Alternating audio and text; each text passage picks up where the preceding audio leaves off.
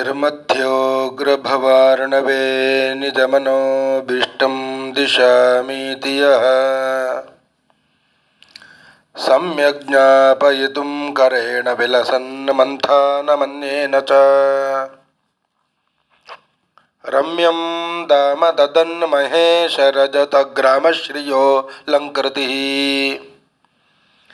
ಕರ್ಮಂದೀಶ್ವರ ಭಕ್ತಿಬಂಧನವಶಃ ಪ್ರೀತೋಸ್ತು ಕೃಷ್ಣ ಪ್ರಭು. ನಮಸ್ತೆ ಪ್ರಾಣೇಶ ಪ್ರಣತ ವಿಭವ ಯಾವ ನಿಮಗಾಃ ನಮಸ್ವಾಮಿನ್ ರಾಮ ಪ್ರಿಯತಮ ಹನುಮನ್ ಗುರುಗುಣ ನಮಸ್ತುಭ್ಯಂ ಭೀಮ ಪ್ರಬಲತಮ ಕೃಷ್ಣೇಷ್ಟ ಭಗವನ್ ನಮಃ ಶ್ರೀಮನ್ಮಧ್ವ ಪ್ರದೇಶ ಸುದೃಶನ್ನೋ ಜಯ ಜಯ. ತಪೋ ವಿದ್ಯಾ ವಿರಕ್ತ್ಯಾದಿ ಸದ್ಗುಣೌಘಾಕರಾನಹಂ ವಾದಿರಾಜ ಗುರೂನ್ ವಂದೇ ಹಯಗ್ರೀವ ದಯಾಶ್ರಯಾನ್. ಮುಕೋಪಿ ಯತ್ ಪ್ರಸಾದೇನ ಮುಕುಂದ ಶಯನಾಯತೆ ರಾಜರಾಜಾಯತೆ ರಿಕ್ತೋ ರಾಘವೇಂದ್ರಂ ತಮಾಶ್ರಯೇ. ತಪಸ್ವಾಧ್ಯಾಯ ಶುಶ್ರೂಷಾ ಕೃಷ್ಣಪೂಜಾ ರತಂ ಮುನಿಂ ವಿಶ್ವೇಶಮಿಷ್ಟದಂ ವಂದೇ ಪರಿವ್ರಾಟ ಚಕ್ರವರ್ತಿನಂ. ಹರಿ ಓಂ. ಜನ್ಮಾದ್ಯಸ್ಯ ಯತೋನ್ವಯಾದಿತರತಶ್ಚಾರ್ಥೇಷ್ವಭಿಜ್ಞಸ್ವರಾಟ್ ತೇನೇ ಬ್ರಹ್ಮ ಹೃದಯ ಆದಿಕವಯೇ ಮುಹ್ಯಂತಿ ಯಂ ಸೂರಯಃ. ತೇಜೋ ವಾರಿಮೃದಾಂ ಯಥಾ ವಿನಿಮಯೋ ಯತ್ರ ತ್ರಿಸರ್ಗೋ ಮೃಷಾ ಧಾಮ್ನಾ ಸ್ವೇನ ಸದಾ ನಿರಸ್ತಕುಹಕಂ ಸತ್ಯಂ ಪರಂ ಧೀಮಹಿ. ಸೃಷ್ಟಿಸ್ಥಿತ್ಯಪ್ಯಯೇಹ ನಿಹತಿ ದೃಶಿತಮೋ ಬಂಧಮೋಕ್ಷಾಶ್ಚ ಯಸ್ಮಾತ್ ಅಸ್ಯ ಶ್ರೀ ಬ್ರಹ್ಮರುದ್ರ ಪ್ರಭೃತಿ ಸುರನರ ದ್ವಿಷಶತ್ರುವಾತ್ಮಕಸ್ಯ ವಿಷ್ಣೋರ್ವ್ಯಸ್ತಾ ಸಮಸ್ತಾಃ ಸಕಲಗುಣನಿಧಿಃ ಸರ್ವದೋಷವ್ಯಪೇತಃ ಪೂರ್ಣಾನಂದೋ ವ್ಯಯೋ ಯೋ ಗುರುರಪಿ ಪರಮಃ ಚಿಂತಯೇತಂ ಮಹಾಂತಂ. ನಿಗಮಕಲ್ಪತರೋರ್ಗಲಿತಂ ಫಲಂ ಶುಕಮುಖಾದಮೃತದ್ರವಸಂಯುತಂ ಪಿಬತ ಭಾಗವತಂ ರಸಮಾಲಯಂ ಮುಹುರಹೋ ರಸಿಕಾಃ ಭುವಿ ಭಾವುಕಾಃ ಯಂ ಪ್ರವ್ರಜन्तಮನುಪೇತಮಪೇತಕೃತ್ಯಂ ದ್ವೈಪಾಯನೋ ವಿರಹಕಾತರ ಆಜುಹಾವ ಪುತ್ರೇತಿ ತನ್ಮಯತಯಾ ತರವೋಭಿನೇದುಃ ತಂ ಸರ್ವಭೂತಹೃದಯಂ ಮುನಿಮಾನತೋಸ್ಮಿ. ನಾರಾಯಣಂ ನಮಸ್ಕೃತ್ಯ ನರಂ ಚೈವ ನರೋತ್ತಮಂ ದೇವೀಂ ಸರಸ್ವತೀಂ ವ್ಯಾಸಂ ತತೋ ಜಯಮುದೀರಯೇ. ಶ್ರೀ ಗುರುಭ್ಯೋ ನಮಃ. ಹರಿ ಓಂ.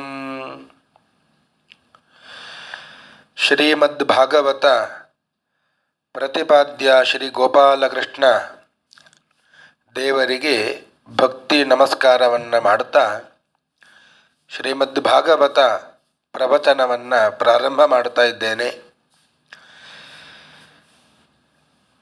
ಸ್ವಯಂಭುವ ಮನುಗಳಿಗೆ 5 ಪುತ್ರರು, 2 ಗಂಡು ಮಕ್ಕಳು, 3 ಹೆಣ್ಣು ಮಕ್ಕಳು. ಉತ್ತಾನಪಾದ, ಪ್ರಿಯವ್ರತ ಅಂತ 2 ಗಂಡು ಮಕ್ಕಳು. ಆಕೂತಿ, ದೇವಹೂತಿ, ಪ್ರಸೂತಿ ಎಂಬುದಾಗಿ 3 ಹೆಣ್ಣು ಮಕ್ಕಳು. ಆಕೂತಿಂ ರುಚಯೇ ಪ್ರಾದಾತ್, ಆಕೂತಿಯನ್ನು ರುಚಿ ಪ್ರಜಾಪತಿಗಳಿಗೆ ಕೊಟ್ಟು ಮದುವೆ ಮಾಡಿದ್ದರು. ಮದುವೆ ಮಾಡಬೇಕಾದ್ರೇ ಒಂದು ನಿಯಮ ಒಪ್ಪಂದ ಆಗಿತ್ತು. ನಿನ್ನಲ್ಲಿ ಹುಟ್ಟಿದ ಮಗನನ್ನು ನನಗೆ ಕೊಡಬೇಕು ಅಂತ. ಪುತ್ರಿಕಾ ಪುತ್ರ ಧರ್ಮ ಅಂತ ಸ್ವಯಂಭುವ ಮನುಗಳು ತನ್ನ ಮಗಳನ್ನು ಕೊಟ್ಟು ಮದುವೆ ಮಾಡುವಾಗ ನನ್ನ ಮಗಳಲ್ಲಿ ಹುಟ್ಟಿದ ಮಗು ಅದು ನನಗೆ ಕೊಡಬೇಕು ಅಂತ ಈ ರೀತಿಯಾದ ಒಪ್ಪಂದ ಅದು ನಡೆದಿತ್ತು.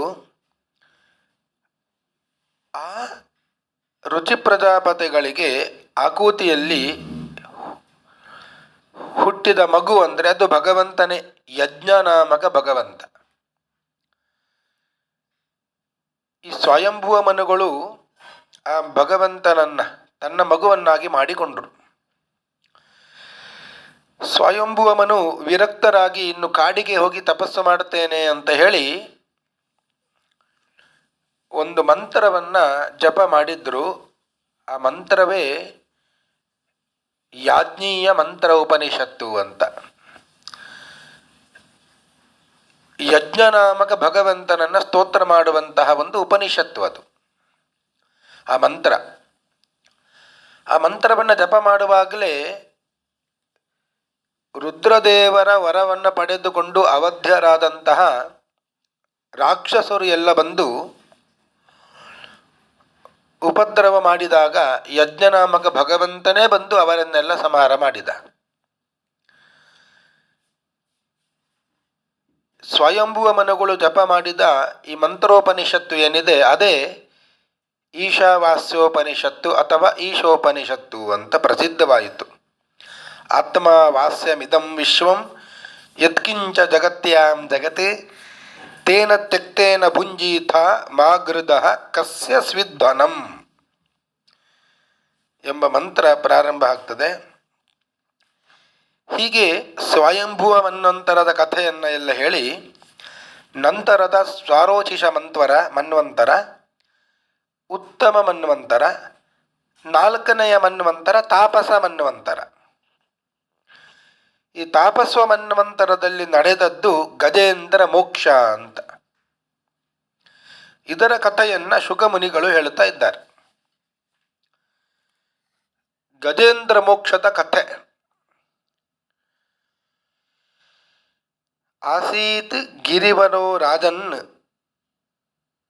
ತ್ರಿಕೂಟ ಇತಿ ವಿಶ್ರುತಃ ಕ್ಷೀರೋದೇನಾವೃತಃ ಶ್ರೀಮಾನ್ ನಿಯೋಜನಾಯುತ ಮುಚ್ಛ್ರಿತಃ. ಕ್ಷೀರಸಾಗರದಿಂದ ಆವೃತವಾದಂತಹ ಒಂದು ಪರ್ವತ, ಆ ಪರ್ವತಕ್ಕೆ ಹೆಸರು ತ್ರಿಕೂಟ ಅಂತ. 3 ಶಿಖರಗಳು ಇದ್ದವು ಆ ಪರ್ವತಕ್ಕೆ. ಆದ್ದರಿಂದ ಆ ಪರ್ವತಕ್ಕೆ ಹೆಸರು ತ್ರಿಕೂಟ ಪರ್ವತ ಅಂತ. ಈ ಪರ್ವತದ ಕೆಳಗೆ ಒಬ್ಬ ಗಜರಾಜ, ದೊಡ್ಡ ಒಂದು ಆನೆ, ಅದು ವಾಸ ಮಾಡ್ತಾ ಇತ್ತು. ನಾನಾ ಹೆಣ್ಣಾನೆಗಳೊಂದಿಗೆ ಕೂಡಿಕೊಂಡು ಈ ಗಜರಾಜ ಮದದಿಂದ ಕೂಡಿಕೊಂಡು ಆ ತ್ರಿಕೂಟ ಪರ್ವತದ ಕೆಳಭಾಗದಲ್ಲಿ ಒಂದು ಸರೋವರದಲ್ಲಿ ಆಟ ಆಡಲಿಕ್ಕೆ ಪ್ರಾರಂಭ ಮಾಡಿದ.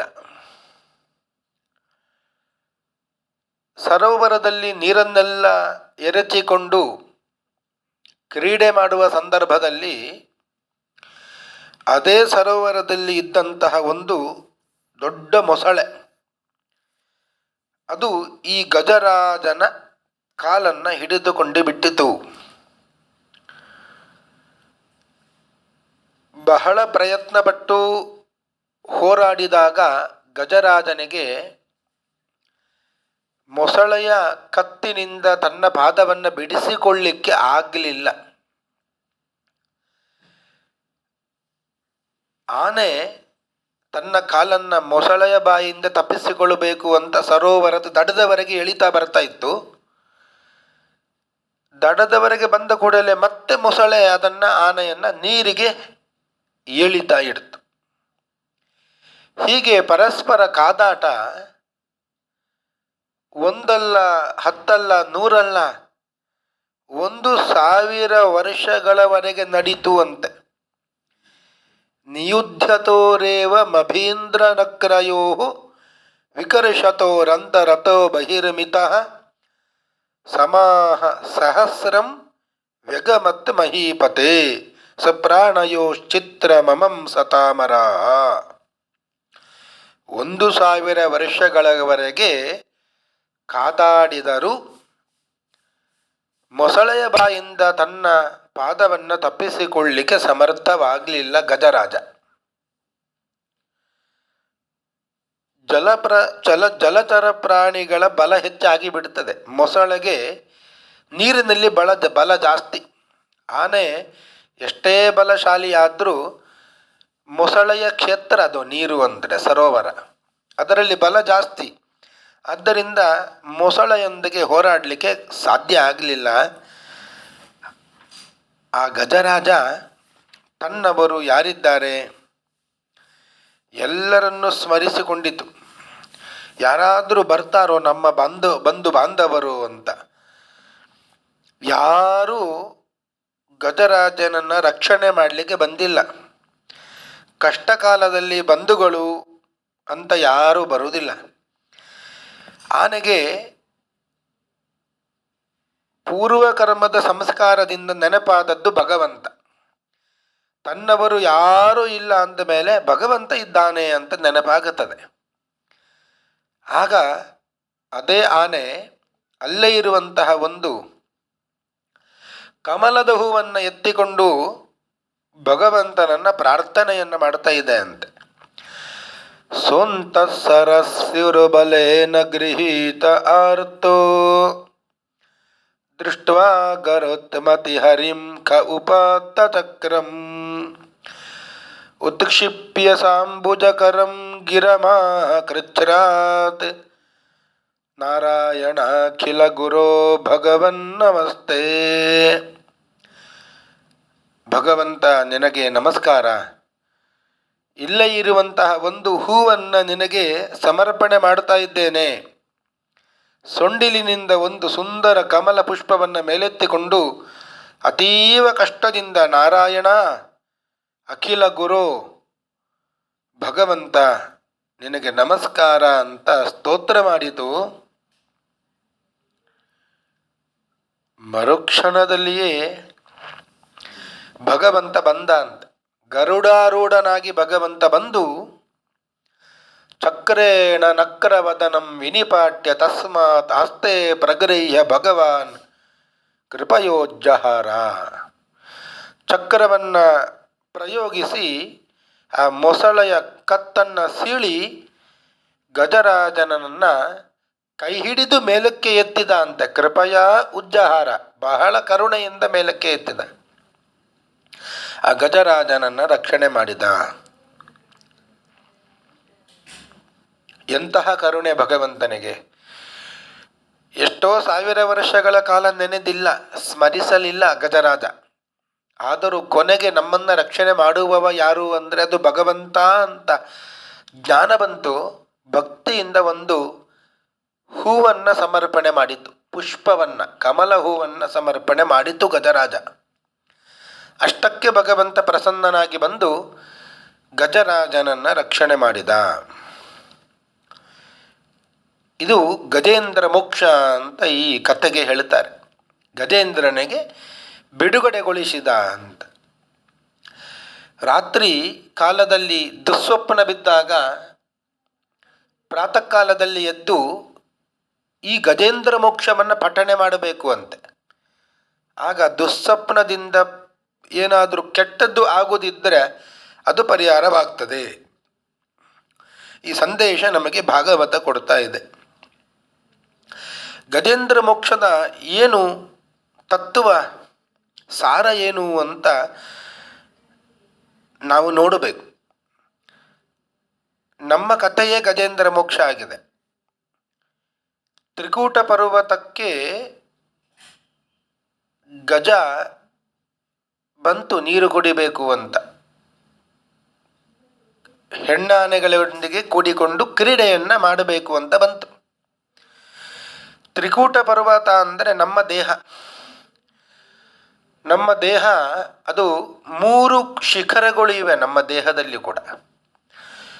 ಸತ್ವ, ರಜಸ್ಸು, ತಮಸ್ಸು ಅಂತ ಈ 3 ಗುಣಗಳು ಕೂಡ ನಮ್ಮ ಶರೀರದಲ್ಲಿ ಇದೆ.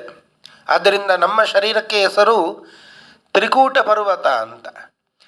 ಈ ತ್ರಿಕೂಟ ಪರ್ವತಕ್ಕೆ ಬಂದವ ಆನೆ ಮದಗಜ ಅಂದರೆ ಈ ಜೀವಾತ್ಮ ಈ ಶರೀರಕ್ಕೆ ಬಂದಿದ್ದಾನೆ. ಮೂರು ಗುಣಗಳು ಇರುವಂತಹ ಸತ್ವ ರಜಸ್ಸು ತಮಸ್ಸು ಎಂಬಂತಹ ಮೂರು ಗುಣಗಳು ಇರುವ ಈ ಶರೀರವನ್ನು ಈ ಮದಭರಿತವಾದಂಥ ಆನೆ ಅಂದರೆ ಜೀವಾತ್ಮ ಪ್ರವೇಶ ಮಾಡಿದ್ದಾನೆ. ಈ ಜೀವಾತ್ಮನಿಗೂ ಕೂಡ ಮದ ಅಂತ, ಗಜರಾಜನಿಗೆ ಇದ್ದ ಮದದಂತೆ ಜೀವನಿಗೂ ಕೂಡ ಮದ ಇದೆ. ರೂಪದ ಮದ, ವಿದ್ಯೆಯ ಮದ, ಕುಲದ ಮದ, ಐಶ್ವರ್ಯದ ಮದ, ಇದೆಲ್ಲ ಮದಭರಿತವಾದಂಥ ಆನೆ ಅಂದರೆ ಈ ಜೀವಾತ್ಮ. ಈ ಜೀವಾತ್ಮ ನೀರು ಕುಡಿಬೇಕು ಅಂತ ಬಂದಿದ್ದಾನೆ ಅಂತ ಈ ಸಂಸಾರಕ್ಕೆ ಇಳಿದಿದ್ದಾನೆ, ಸಂಸಾರಕ್ಕೆ ಸಾಗರಕ್ಕೆ ಬಿದ್ದಿದ್ದಾನೆ.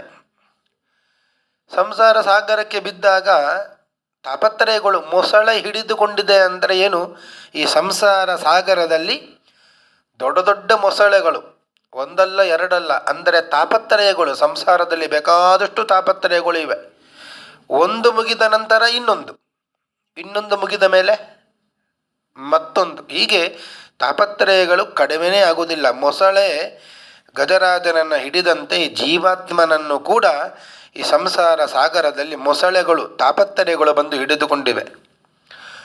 ಆದರೂ ಎಚ್ಚರ ಇಲ್ಲದೆ ನಾವು ಹಾರಾಡುತ್ತಾ ಇದ್ದೇವೆ.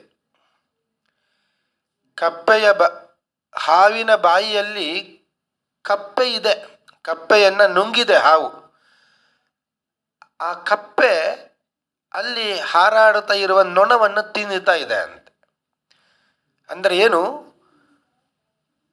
ಜೀವನದಲ್ಲಿ ನಾನಾ ಕಷ್ಟಗಳು ಇವೆ, ಆದರೂ ಎಲ್ಲೋ ಒಂದು ಕ್ಷಣಿಕ ಸುಖ ಸಿಕ್ಕಿದ್ರೆ ಸಾಕು, ಹಿಂದೆ ಇರುವ ಮೃತ್ಯುವನ್ನೇ ನಾವು ಮರೆತು ಬಿಟ್ಟಿದ್ದೇವೆ.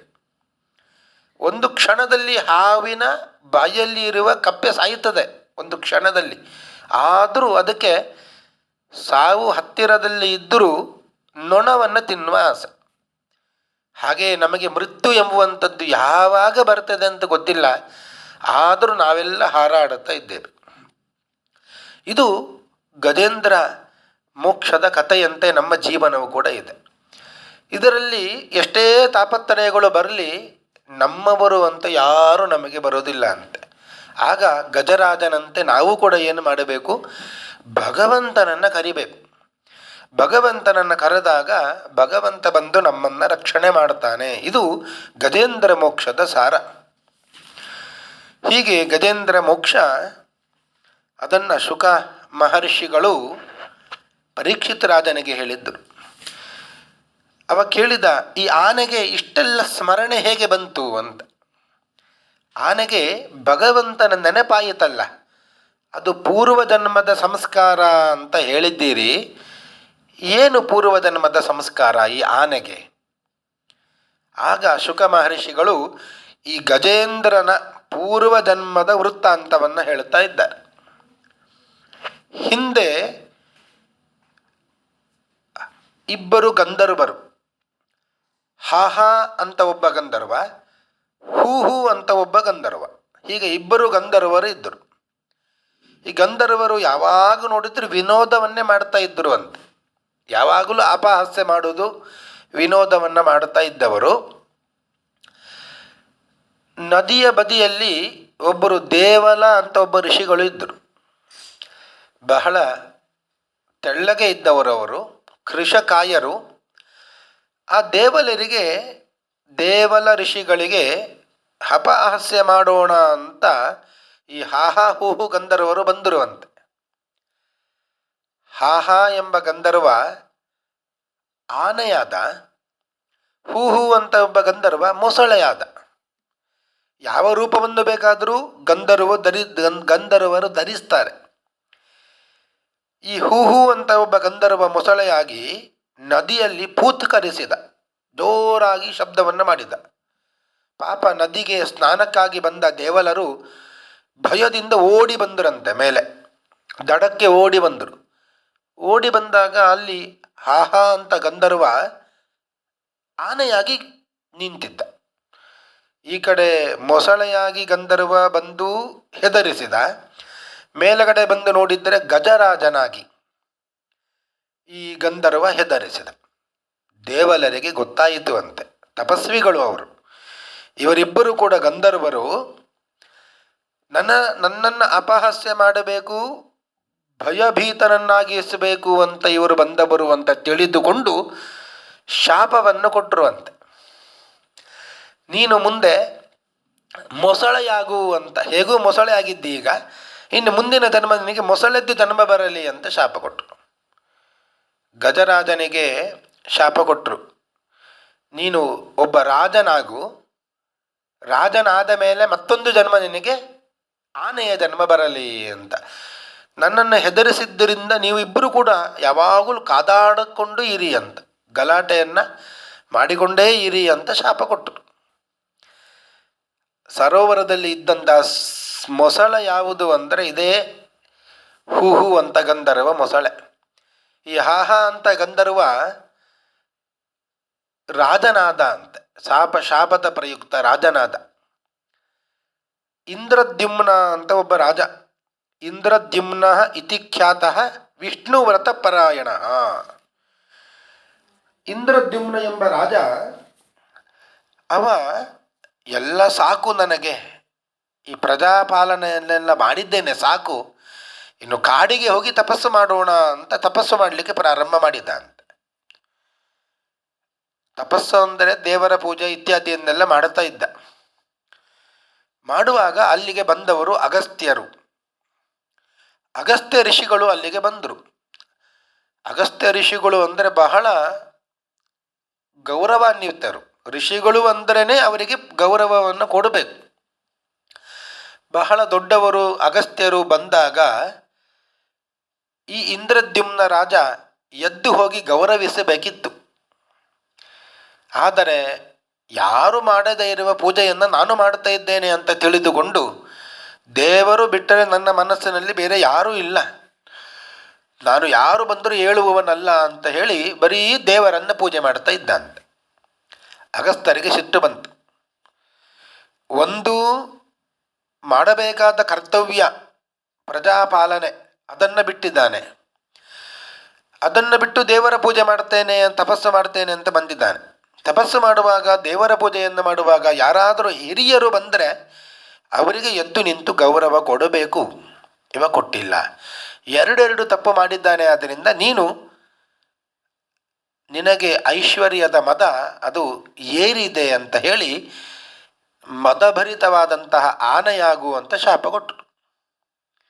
ಇದೇ ಇಂದ್ರದ್ಯುಮ್ನ ರಾಜ ಈ ಗಜರಾಜನಾಗಿ ತ್ರಿಕೂಟ ಪರ್ವತದಲ್ಲಿ ಜನಿಸಿದ.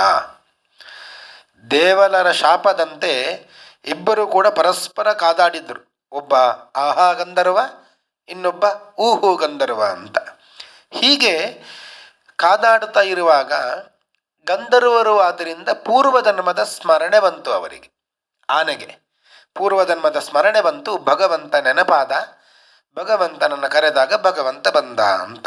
ಇದು ಈ ಆನೆ ಮತ್ತು ಮೊಸಳೆಯ ಪೂರ್ವ ವೃತ್ತಾಂತ. ಈ ಕಥೆ ನಮಗೆ ಹೇಳುವಂಥದ್ದು, ಸಂದೇಶವನ್ನು ಕೊಡುವಂಥದ್ದು, ನಾವು ಏನೋ ಪೂಜೆ ಮಾಡ್ತಾ ಇರ್ತೇವೆ, ಯಜ್ಞ ಯಾಗ ಯಾವುದನ್ನೇ ಮಾಡ್ತಾ ಇರಲಿ, ಹಿರಿಯರು ಜ್ಞಾನಿಗಳು ವಿದ್ವಾಂಸರು ಯಾರಾದರೂ ಬಂದರು ಅಂತ ಅಂದರೆ ಎದ್ದು ನಿಂತು ಒಮ್ಮೆ ಗೌರವವನ್ನು ಕೊಡಬೇಕು. ಇಲ್ಲದೇ ಇದ್ದರೆ ದೇವರಿಗೆ ಸಿಟ್ಟು ಬರ್ತದೆ ಅಂತ. ಆದ್ದರಿಂದ ಈ ಸಂದೇಶವನ್ನು ಭಾಗವತ ನಮಗೆ ಕೊಡ್ತಾ ಇದೆ. ಇದು ತಾಪಸ ಮನ್ವಂತರದಲ್ಲಿ ನಡೆದಂತಹ ಒಂದು ಗಜೇಂದ್ರ ಮೋಕ್ಷದ ಕಥೆ. ತಾಪಸ ಮನ್ವಂತರ ಆದ ಮೇಲೆ ಬರುವಂತಹ ಮನ್ವಂತರ ರೈವತ ಮನ್ವಂತರ. ರೈವತ ಮನ್ವಂತರದ ನಂತರ ಮನ್ವಂತರ ಅದು ಚಾಕ್ಷುಷ ಮನ್ವಂತರ, 6ನೆಯ ಮನ್ವಂತರ. 6ನೆಯ ಮನ್ವಂತರ ಮುಗಿತು ಅಂದರೆ ಈಗ ನಡೀತಾ ಇರುವ ಮನ್ವಂತರ ವೈವಸ್ವತ ಮನ್ವಂತರ. ಈ ಚಾಕ್ಷುಷ ಮನ್ವಂತರದಲ್ಲಿ ಸಮುದ್ರ ಮಥನ ನಡೆದಿದೆ. ಈ ಸಮುದ್ರ ಮಥನದ ಕಥೆಯನ್ನು ನಮಗೆ ಹೇಳಬೇಕು ಅಂತ ಪರೀಕ್ಷಿತ್ ರಾಜ ಶುಕಾಚಾರ್ಯರಲ್ಲಿ ಕೇಳಿದ. ಯಾಕೆ ಸಮುದ್ರ ಮಥನ ನಡೀತು? ಯಾಕೆ ಅಮೃತದ ಉತ್ಪತ್ತಿ ಆಯಿತು? ಆಗ ಶುಕಾಚಾರ್ಯರು ಹೇಳ್ತಾ ಇದ್ದಾರೆ, ಯದಾ ದೂರ್ವಾಸಸಃ ಶಾಪಾತ್ ಸೇಂದ್ರ ಲೋಕಾ ತ್ರಯೋ ನೃಪ ನಿಶ್ರೀಕಾಶ್ಚಾಭವಂಸ್ತತ್ರ ನೇಷು ರಿಜ್ಯಾದಯ ಕ್ರಿಯಾ. ಒಮ್ಮೆ ಇಂದ್ರನಿಗೆ ಶಾಪ ಬಂತು ಅಂತೆ. ಯಾರ ಶಾಪ? ದೂರ್ವಾಸರ ಶಾಪ. ದೂರ್ವಾಸರ ಶಾಪದ ಪ್ರಯುಕ್ತ ರಾಜ್ಯಲಕ್ಷ್ಮಿ ಅದು ನಾಶವಾಗಿ ಹೋಯಿತು. ಇಂದ್ರನ ಆಧಿಪತ್ಯ ಹೋಗಿಬಿಡ್ತು. ಎಲ್ಲ ಸಂಪತ್ತನ್ನು ಕಳಕೊಂಡ. ಈ ಕಾರಣದಿಂದ ಮುಂದೆ ಸಮುದ್ರ ಮಥನ ಆಯಿತು ಅಂತ. ಯಾಕೆ ದೂರ್ವಾಸರು ಶಾಪ ಕೊಟ್ಟರು? ಅದಕ್ಕೆ ಒಂದು ಕಥೆ ಇದೆ. ಇಂದ್ರ ಐರಾವತವನ್ನು ಏರಿಕೊಂಡು ಹೋಗ್ತಾ ಇದ್ದಂತೆ. ಹೋಗ್ತಾ ಇರುವಾಗ ದೂರ್ವಾಸರು ಎದುರು ಬಂದರು. ದೂರ್ವಾಸರು ಎದುರುಗಡೆ ಬಂದರು. ಅವರಲ್ಲಿ ಒಂದು ಹಾರ ಇತ್ತು. ದೂರ್ವಾಸರಲ್ಲಿ ಒಂದು ಹಾರ ಇತ್ತು. ಅವರು ಬಂದಿದ್ದು ಎಲ್ಲಿಂದ ಅಂದರೆ ವೈಕುಂಠದಿಂದ. ನಾರಾಯಣನ ಪೂಜೆಯನ್ನು ಮಾಡಿ ಬಂದಿದ್ದಾರೆ. ನಾರಾಯಣ ಹಾರವನ್ನು ಕೊಟ್ಟಿದ್ದಾನೆ. ನಾರಾಯಣನಿಗೆ ಹಾಕಿದ ಹಾರ ದೂರ್ವಾಸರ ಕೈಯಲ್ಲಿ ಇತ್ತು. ಅದು ಭಗವಂತನ ನಿರ್ಮಾಲ್ಯ. ಅದನ್ನು ತೆಗೆದುಕೊಂಡು ಬಂದ ದೂರ್ವಾಸರು ಅವರಿಗೆ ಎದುರಿಗೆ ಸಿಕ್ಕಿದವ ಈ ಐರಾವತವನ್ನು ಏರಿದ ಇಂದ್ರ. ಅವನನ್ನು ನೋಡಿ ಇಂದ್ರನಿಗೆ ಹಾರವನ್ನು ಹಾಕಿದ್ದರು ಅಂತ. ಇದು ಭಗವಂತನ ನಿರ್ಮಾಲ್ಯ, ನಿನಗೆ ಇರಲಿ ಅಂತ ಪ್ರಸಾದ ರೂಪವಾಗಿ ಕೊಟ್ಟರು. ಇಂದ್ರನಿಗೆ ಸ್ವಲ್ಪ ಮದವೇರಿತ್ತು. ಅವ ಏನು ಮಾಡಿದ್ದ? ಆನೆಯ ಮೇಲೆ ಇಟ್ಟ ಅಂತೆ. ಅದನ್ನು ಹಾರವನ್ನು ತೆಗೆದ ಆನೆಯ ಮೇಲೆ ಇಟ್ಟ. ಆನೆ ಏನು ಮಾಡಿತು? ಅದನ್ನು ಕೆಳಗೆ ಹಾಕಿ ತನ್ನ ಕಾಲಿನಿಂದ ಪುಡಿ ಪುಡಿಯನ್ನಾಗಿ ಮಾಡಿತು ಅಂತ. ಇದೆಲ್ಲ ನಡೆದದ್ದು ದೂರ್ವಾಸರ ಮುಂದೆಯೇ. ಭಗವಂತನ ನಿರ್ಮಾಲ್ಯ ಅಂದರೆ ಏನು ಅರ್ಥ? ಅದು ಲಕ್ಷ್ಮಿ ಅಂತ ಅರ್ಥ. ಲಕ್ಷ್ಮಿ ಅಂದರೆ ಸಂಪತ್ತು. ಕಣ್ಣ ಮುಂದೆಯೇ ಐಶ್ವರ್ಯ ಮದದಿಂದ ಈ ನಿರ್ಮಾಲ್ಯವನ್ನು, ಲಕ್ಷ್ಮಿಯನ್ನು ತುಳಿದು ಹಾಳುಗೆಡವಿದೆಯಲ್ಲ ನೀನು, ನಿನ್ನ ಸಂಪತ್ತು ನಾಶವಾಗಲಿ ಅಂತ ದೂರ್ವಾಸರು ಶಾಪ ಕೊಟ್ಟರು. 3 ಲೋಕಗಳ ಸಹಿತ ಲಕ್ಷ್ಮೀಹೀನನಾಗು, ಸಂಪತ್ತು ಹೀನನಾಗು ಅಂತ, ಸಂಪತ್ತು ರಹಿತನಾಗು ಅಂತ ಶಾಪ ಕೊಟ್ಟರು. ದೂರ್ವಾಸರಿಗೆ ಮೊದಲೇ ಸಿಟ್ಟು. ಅಂತಹ ದೂರ್ವಾಸರು ಶಾಪ ಕೊಟ್ಟರೆ ಅದು ಫಲಿಸಿಯೇ ಫಲಿಸ್ತದೆ. ಅಸುರರು ಬಂದರು, ಇವರನ್ನೆಲ್ಲ ಓಡಿಸಿಯೇ ಬಿಟ್ಟರು ಅಂತೆ. ಅಷ್ಟು ದೊಡ್ಡ ಸ್ವರ್ಗ, ಆಧಿಪತ್ಯ, ಲಕ್ಷ್ಮಿ, ರಾಜ್ಯಲಕ್ಷ್ಮಿ ಎಲ್ಲವನ್ನು ಕೂಡ ಕಳಕೊಂಡ ಇಂದ್ರ. ಬಹಳ ದಿವಸ ಆಯಿತು. ಸಂಪತ್ತು ಇದ್ದವರಿಗೆ ಸಂಪತ್ತು ಇಲ್ಲ ಅಂದರೆ ಬಹಳ ವ್ಯಥೆ ಆಗ್ತದೆ. ಆಗ ಎಲ್ಲ ದೇವತೆಗಳು ಭಗವಂತನಲ್ಲಿ ಹೋಗಿ ಪ್ರಾರ್ಥನೆ ಮಾಡಿಕೊಂಡ್ರಂತೆ. ಭಗವಂತ, ದೂರ್ವಾಸರ ಶಾಪದ ಪ್ರಯುಕ್ತ ರಾಜ್ಯವನ್ನೆಲ್ಲ ಕಳ್ಕೊಂಡಿದ್ದೇವೆ, ಮತ್ತೆ ಈ ಸ್ವರ್ಗಾಧಿಪತ್ಯವನ್ನು ಏರಬೇಕು. ನಮಗೆ ಮತ್ತೆ ಸ್ವರ್ಗ ಸಿಗಬೇಕು, ಏನು ಮಾಡೋಣ? ಏನಾದರೂ ಒಂದು ಉಪಾಯವನ್ನು ಮಾಡು ಅಂತ ಭಗವಂತನಲ್ಲಿ ಪ್ರಾರ್ಥಿಸಿಕೊಂಡಾಗ ಭಗವಂತ ಹೇಳಿದ ಅಂತೆ, ನೀವು ಸಮುದ್ರ ಮಂಥನವನ್ನು ಮಾಡಿ ಅಮೃತವನ್ನು ಪಡೆದು ಅಮೃತವನ್ನು ಪಾನ ಮಾಡಿ, ನಿಮ್ಮನ್ನು ಯಾವ ದೈತ್ಯರು ಕೂಡ ಏನು ಮಾಡಲು ಆಗುವುದಿಲ್ಲ. ಹೀಗೆ ಆದೇಶ ಮಾಡಿದ. ಸಮುದ್ರ ಮಥನ ಮಾಡಬೇಕು ಅಂದರೆ ಅದು ನಿಮ್ಮಿಂದ ಮಾತ್ರ ಸಾಧ್ಯ ಇಲ್ಲ. ನೀವು ದೈತ್ಯರನ್ನು ಕೂಡ ಕರ್ಕೊಂಡು ಬರಬೇಕು. ದೈತ್ಯರು ಮತ್ತು ದೇವತೆಗಳು ಇಬ್ಬರು ಸೇರಿ ಸಮುದ್ರ ಮಥನ ಮಾಡಬೇಕು. ಒಬ್ಬರಿಂದ ಸಾಧ್ಯ ಇಲ್ಲ. ನೀವು ದೈತ್ಯರಲ್ಲಿ ಕೇಳಿಕೊಳ್ಳಬೇಕು. ಕೇಳಿಕೊಂಡು ನೀವು ಬನ್ನಿ, ನಾವು ಸೇರ್ತೇವೆ, ಅಮೃತಕ್ಕಾಗಿ ಮಥನ ಮಾಡೋಣ ಅಂತ ಕರ್ಕೊಂಡು ಬರಬೇಕು. ಆಗ ದೇವತೆಗಳು ಹೇಳಿದ್ರಂತೆ, ನಮಗೆ ಪರಮ ಶತ್ರುಗಳು ಅಂದರೆ ದೈತ್ಯರು. ಆ ದೈತ್ಯರನ್ನು ಕರೆದು ನಾವು ಸಮುದ್ರ ಮಥನ ಮಾಡುವುದಿಲ್ಲ. ಬೇಕಾದರೆ ಅಮೃತ ಸಿಗದೇ ಇದ್ದರೂ ನಡೀತದೆ ಅಂತ ಹೇಳಿದ್ರಂತೆ. ಆಗ ಭಗವಂತ ಹೇಳಿದ, ನಮ್ಮ ಕಾರ್ಯ ಆಗಬೇಕು ಅಂತಾದರೆ ನೀವು ಶತ್ರುಗಳನ್ನು ಕೂಡ ಕರೀಲೇಬೇಕು. ಅರಯೋಪಿ ಸಂದೇಯಾ ಸತಿ ಕಾರ್ಯಾರ್ಥ ಗೌರವೇ.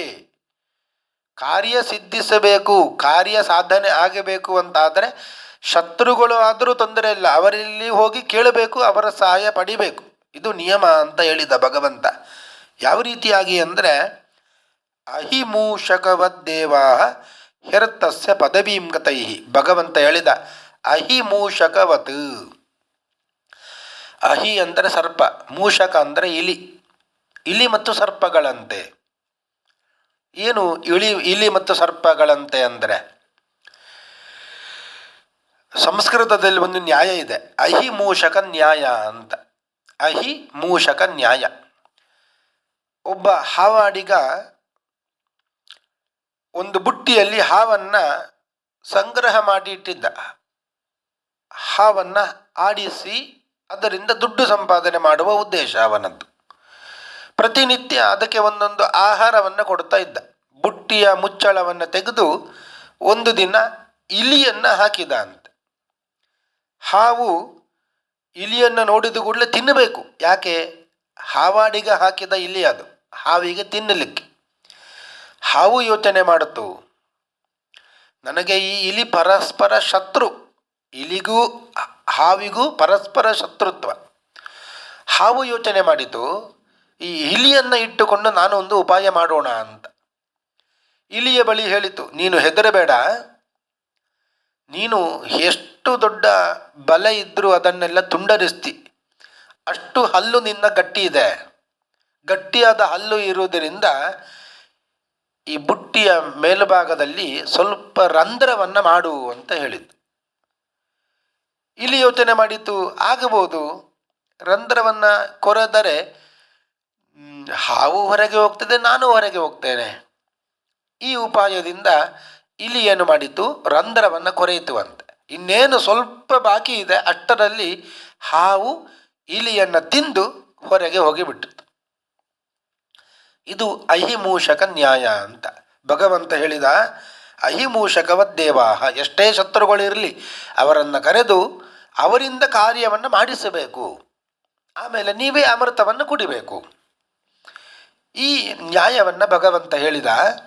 ದೈತ್ಯರಿಗೆ ಯಾವತ್ತೂ ಒಳ್ಳೆಯ ವಸ್ತುಗಳು ಸಿಗಬಾರದು, ಅದು ಲೋಕಕ್ಕೆ ತೊಂದರೆ. ಈ ಒಂದು ಉದ್ದೇಶದಿಂದ ಭಗವಂತ ಹೇಳಿದ. ಆಯಿತು ಅಂತ ಹೇಳ ದೇವತೆಗಳು ತೀರ್ಮಾನ ಮಾಡಿದರು, ಇನ್ನು ಮಂದರ ಪರ್ವತವನ್ನು ತರಬೇಕು. ಅದು ಮಂದರ ಪರ್ವತ ಅಂದರೆ ಬಂಗಾರದ ಪರ್ವತ, ಅದು ಮಣ್ಣಿನ ಪರ್ವತ ಅಲ್ಲ. ಬಂಗಾರದ ಮಂದರ ಪರ್ವತವನ್ನು ಸಮುದ್ರದಲ್ಲಿ ತರಬೇಕು. ತರಬೇಕು ಅಂದರೆ ಎಲ್ಲಿದೆ ಅದು? ಸುಮಾರು ದೂರದಲ್ಲಿ ಇದೆ. ಹಾಲಿನ ಸಮುದ್ರಕ್ಕೆ ತರಬೇಕು, ಕ್ಷೀರ ಸಮುದ್ರಕ್ಕೆ ತರಬೇಕು ಅದನ್ನು.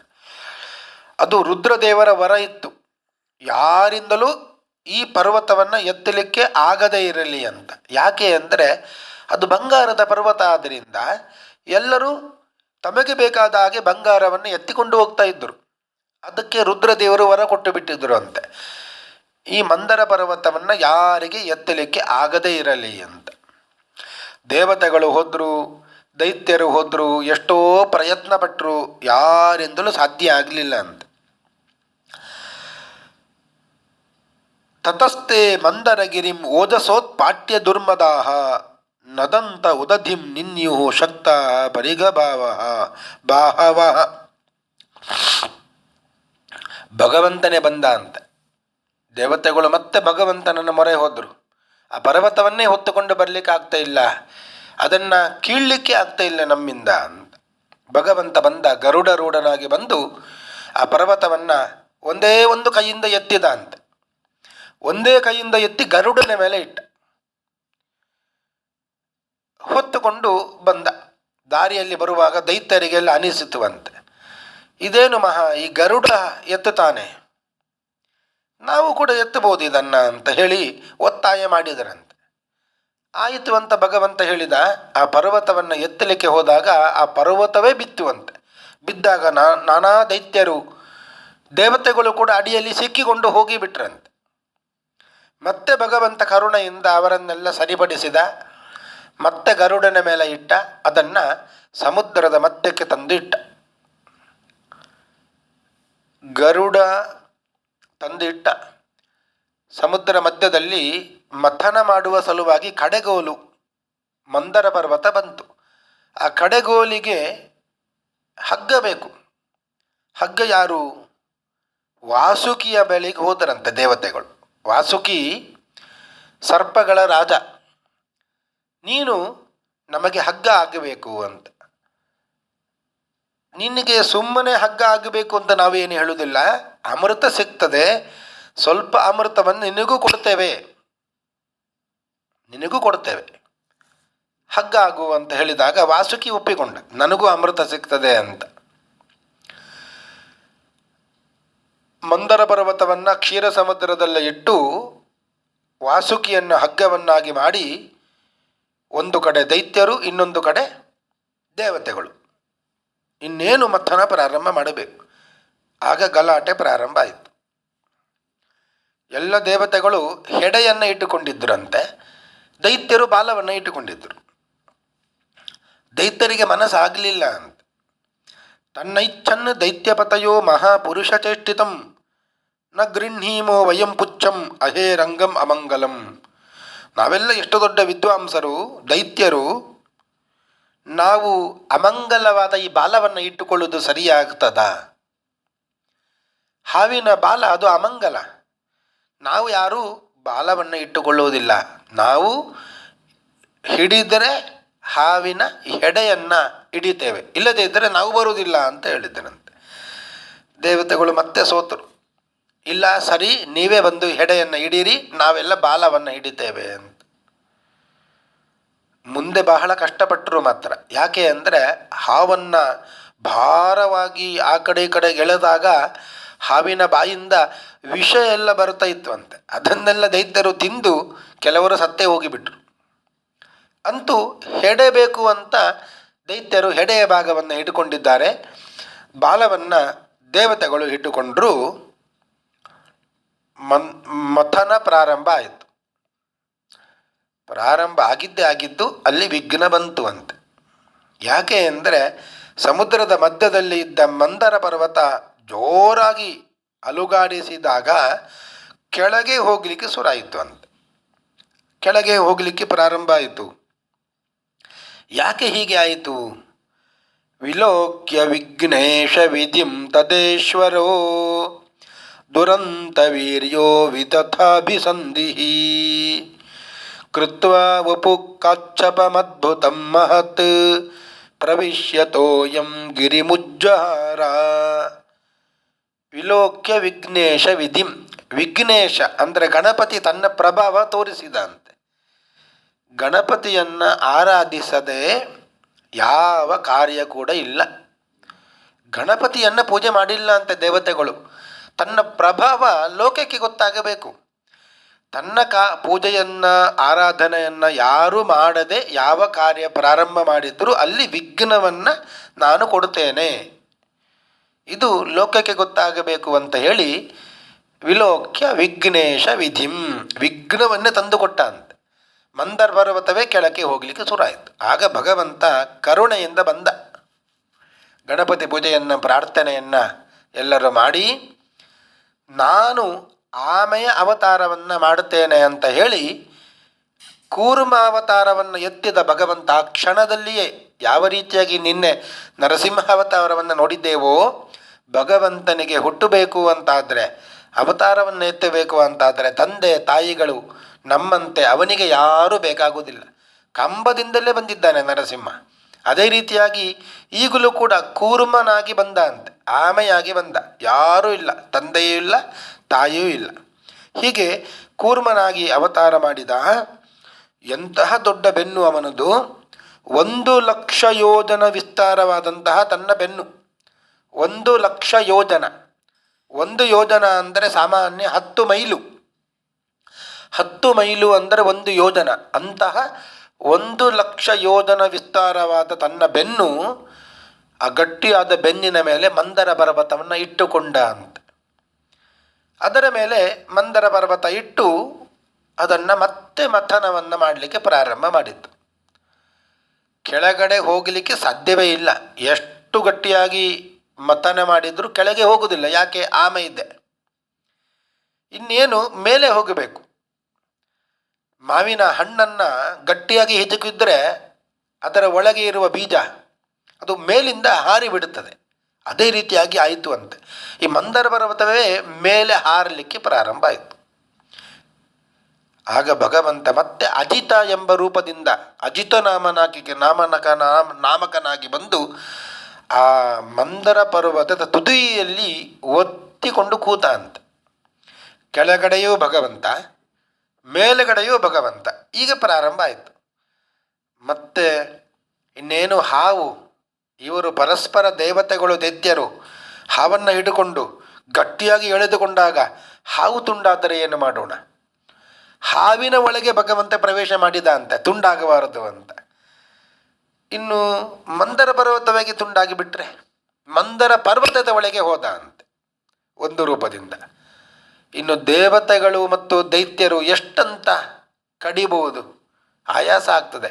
ದೇವತೆಗಳ ಒಳಗೂ ಸೇರಿಕೊಂಡ, ದೈತ್ಯರ ಒಳಗೂ ಸೇರಿಕೊಂಡ, ಒಟ್ಟಾರೆಯಾಗಿ ಅಜಿತನಾಮಕ ಭಗವಂತ ತಾನೇ ಎಲ್ಲವನ್ನು ಕೂಡ ಮಾಡಿದ. ಮಥನ ಆಯಿತು. ಮೊದಲಿಗೆ ಬಂದಿದ್ದೇನು? ನಿರ್ಮಥ್ಯಮಾನಾತು ದಧೇರಭೂದ್ವಿಷಂ ಮಹೋಲ್ಬಣಂ ಹಾಲಹಲಾಹ್ವಮಗ್ರತಃ ಸಂಭ್ರಾಂತಮೀನೋನ್ಮಕರಾಯಿ ಕಚ್ಚಪಾತ್ ತಿಮಿದ್ವಪಗ್ರಾಹ ತಿಮಿಂಗಲಾಕುಲಾತ್. ಮೊದಲಿಗೆ ಅದರಿಂದ ಉತ್ಪತ್ತಿಯಾದದ್ದು ಬೆಣ್ಣೆಯಂತೆ ಹಾಲಾಹಲ ವಿಷ ಅಂತೆ. ಮೊಸರನ್ನು ಕಡೆದಾಗ ಮೊದಲು ಬರುವುದು ಬೆಣ್ಣೆ. ಹಾಗೆಯೇ ಮಂದರ ಪರ್ವತವನ್ನು ಕಡೆಗೋಲನ್ನಾಗಿ ಮಾಡಿ ಕ್ಷೀರ ಸಮುದ್ರವನ್ನು ಕಡೆದಾಗ ಮೊದಲು ಬಂದಿದ್ದು ಭಯಂಕರವಾದ ವಿಷ, ಹಾಲಾಹಲ ವಿಷ. ಇಡೀ ಲೋಕವೇ ಅಲ್ಲೋಲ ಕಲ್ಲೋಲ ಆಯಿತು ಅಂತೆ. ಪ್ರಾಣದೇವರು ಬಂದರು. ಯತ್ ರುದ್ರೇಣ ಅಪಿಬತ್ ಸಹ ಕೇಶಿ ವಿಷಸ್ಯ ಪಾತ್ರೇಣ ಯದ್ ರುದ್ರೇಣ ಅಪಿಬತ್ ಸಹ.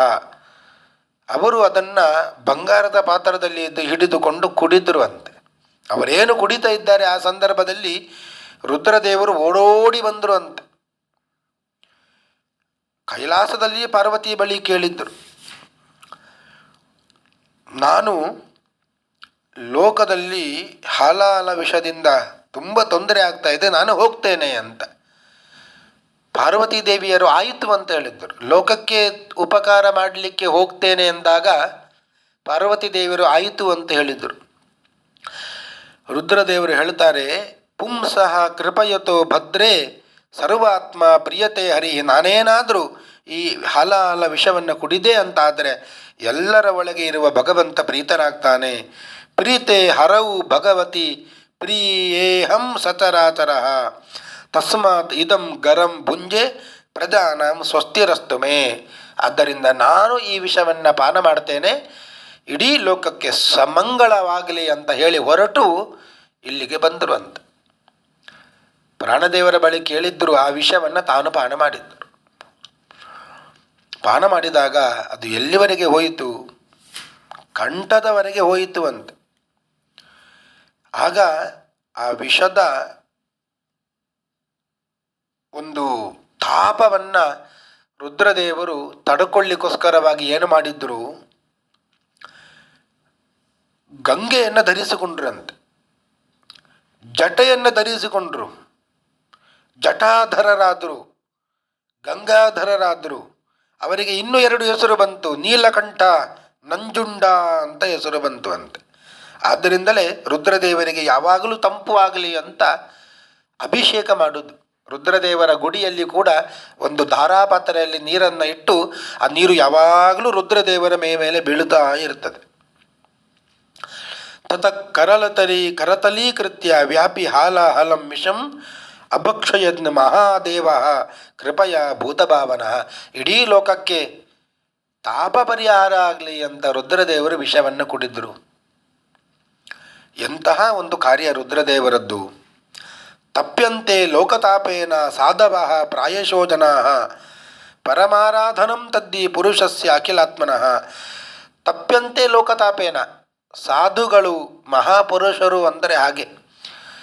ಲೋಕಕ್ಕೆ ಏನಾದರೂ ತೊಂದರೆ ಉಂಟಾದಾಗ ತಾವು ಅದರಲ್ಲಿ ಕೂಡಲೇ ಹೋಗಿ ಭಾಗಿಯಾಗ್ತಾರೆ. ಅವರ ಮನಸ್ಸು ಕರಗಿ ಬಿಡುತ್ತದೆ ಅಂತೆ.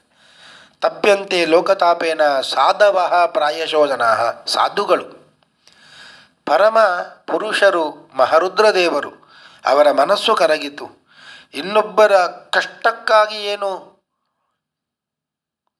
ಕಷ್ಟ ಪರಿಹಾರಕ್ಕಾಗಿ ಏನು ಕಷ್ಟಪಡ್ತೇವೆ, ಅದು ತಪಸ್ಸು. ನಿಜವಾದ ತಪಸ್ಸು ಯಾವುದು ಅಂದರೆ ಇನ್ನೊಬ್ಬರ ಕಷ್ಟದ ನಿವಾರಣೆಗಾಗಿ ಕಷ್ಟಪಡುವುದು ಏನು ಇದೆ, ಅದು ನಿಜವಾದ ತಪಸ್ಸು.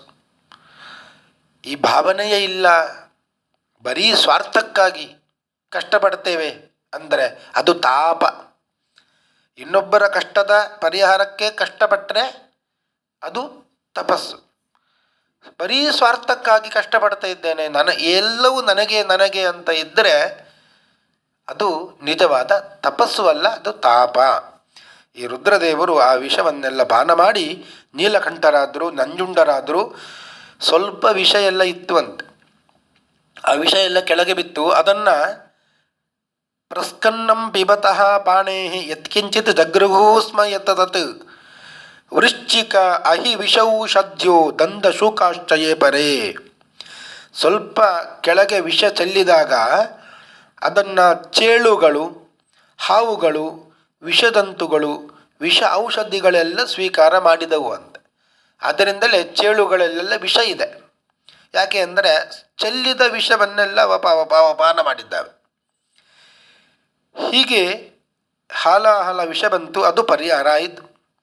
ಮತ್ತೆ ಬಂದಿದ್ದು ಕಾಮಧೇನು. ಮಮಂತು ಸ್ತರಸ ಸಿಂಧುಂ ಹವಿರ್ಧಾನಿ ತಥೋಭವತ್. ಹವಿಸ್ಸನ್ನೆಲ್ಲ, ಹಾಲು ಮೊಸರು ತುಪ್ಪವನ್ನೆಲ್ಲ ಕೊಡುವಂತಹ ಕಾಮಧೇನು ಯಜ್ಞ ಸಾಧನಕ್ಕೆ ಬೇಕಾದದ್ದು. ಕಾಮಧೇನುವನ್ನು ದೇವತೆಗಳು ಸ್ವೀಕಾರ ಮಾಡಿದ್ದರು. ಉಚ್ಚೈಶ್ರವ ಅಂತ ಒಂದು ಕುದುರೆ ಬಂತು, ಬಿಳಿಯಾದ ಕುದುರೆ.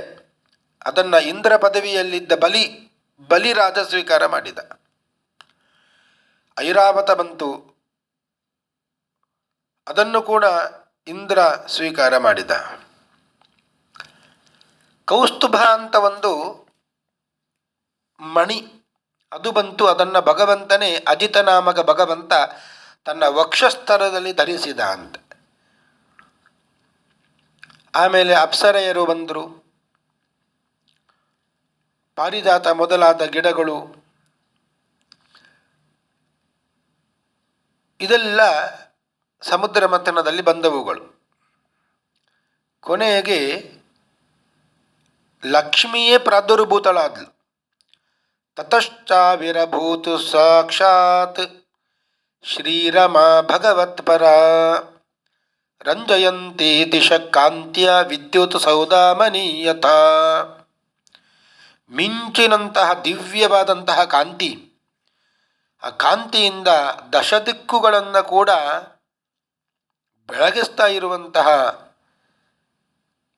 ಸೌಂದರ್ಯವತಿಯಾದಂತಹ ಭಗವತಿ ಲಕ್ಷ್ಮೀದೇವಿ ಪ್ರಾದುರ್ಭೂತಳಾದ್ಲು.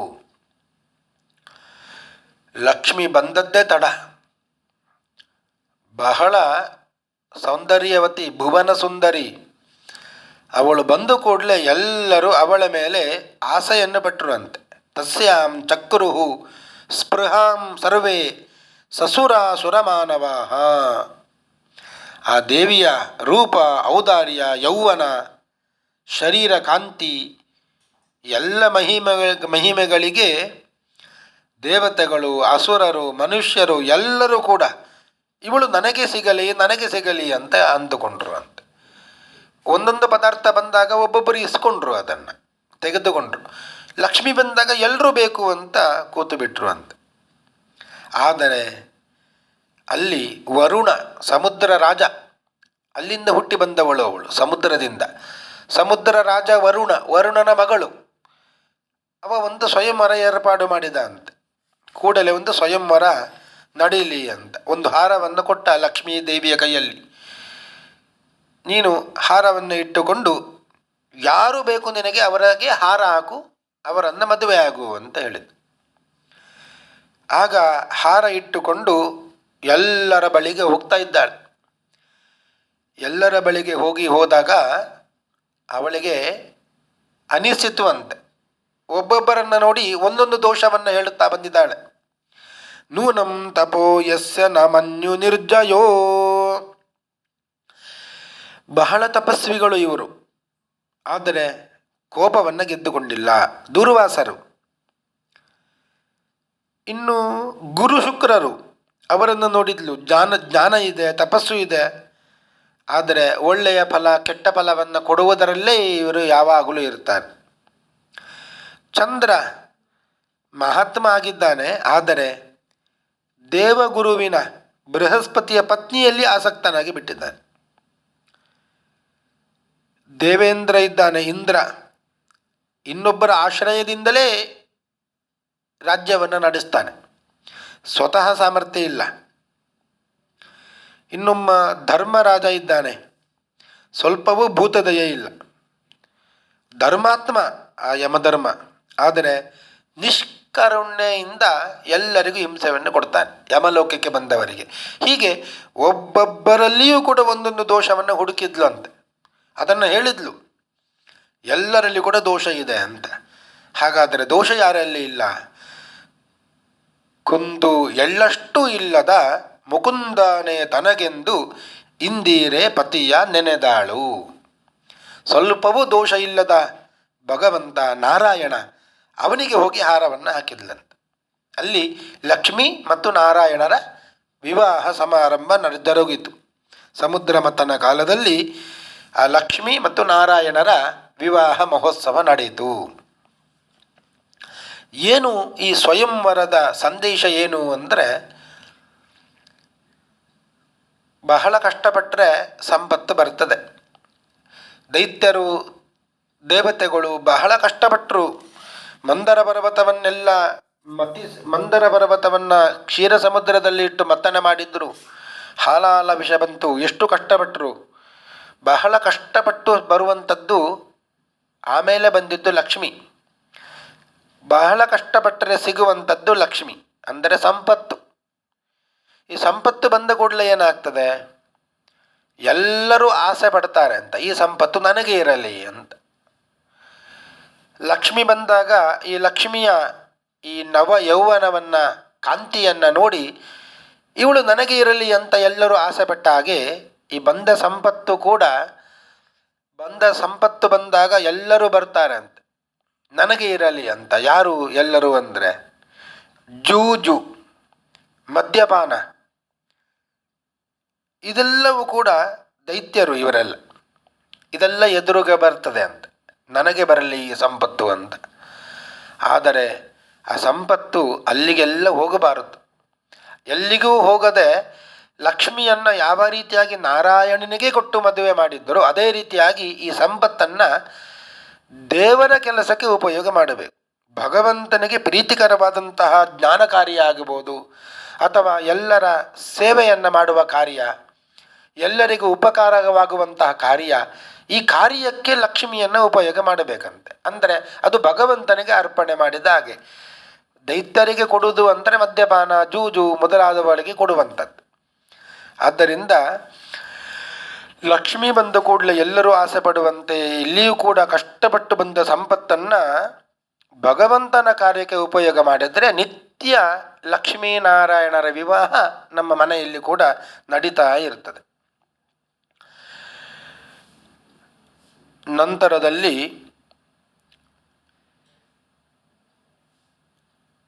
ಧನ್ವಂತರಿ ರೂಪಿ ಭಗವಂತ ಒಂದು ಕೈಯಲ್ಲಿ ಜ್ಞಾನ ಮುದ್ರೆ, ಇನ್ನೊಂದು ಕೈಯಲ್ಲಿ ಅಮೃತದ ಕಳಶವನ್ನು ಇಟ್ಟುಕೊಂಡು ಬಂದ ಅಂತ. ಸಮುದ್ರ ಮಥನ ಮತ್ತೆ ಪ್ರಾರಂಭ ಆದ ಮೇಲೆ ಮತ್ತೆ ಬಂದಿದ್ದು ಅಮೃತ. ಧನ್ವಂತರಿ ಭಗವಂತ ಅದನ್ನು ಕೈಯಲ್ಲಿ ಇಟ್ಟುಕೊಂಡು ಬಂದ. ಅವನಿಗೆ ಹೆಸರೇ ಧನ್ವಂತರಿ ಇತಿ ಖ್ಯಾತಃ ಆಯುರ್ವೇದ ದೃಗಿಜ್ಯಭಾಕ್. ಆಯುರ್ವೇದದ ಪ್ರವರ್ತಕನಾಗಿ ಬಿಟ್ಟವ. ಯಜ್ಞಭೋಕ್ತೃ ಆದ ಧನ್ವಂತರಿ ಅಂತ ಪ್ರಸಿದ್ಧವಾದ ಧನ್ವಂತರಿ ಅಮೃತದ ಕಲಶವನ್ನು ಕೈಯಲ್ಲಿ ಇಟ್ಟುಕೊಂಡು ಮೇಲೆ ಬಂದಾಗ ದೈತ್ಯರೆಲ್ಲ ಬಂದು ಆ ಅಮೃತ ಕಲಶವನ್ನು ಅಪಹರಣ ಮಾಡಿಬಿಟ್ರು. ಧನ್ವಂತರಿ ಭಗವಂತನಿಗೆ ಅದನ್ನು ಕೈಯಲ್ಲಿ ರಕ್ಷಣೆ ಮಾಡಲಿಕ್ಕೆ ಗೊತ್ತಿತ್ತು, ಆದರೂ ಮಾಡಿಲ್ಲ ಅಂತ. ಯಾಕೆ? ಈ ದೈತ್ಯರ ಸ್ವಭಾವ ಎಲ್ಲರಿಗೂ ಗೊತ್ತಾಗಲಿ ಅಂತ ಏನು ಪ್ರಯತ್ನ ಪಟ್ಟಿಲ್ಲ. ಇರಲಿ,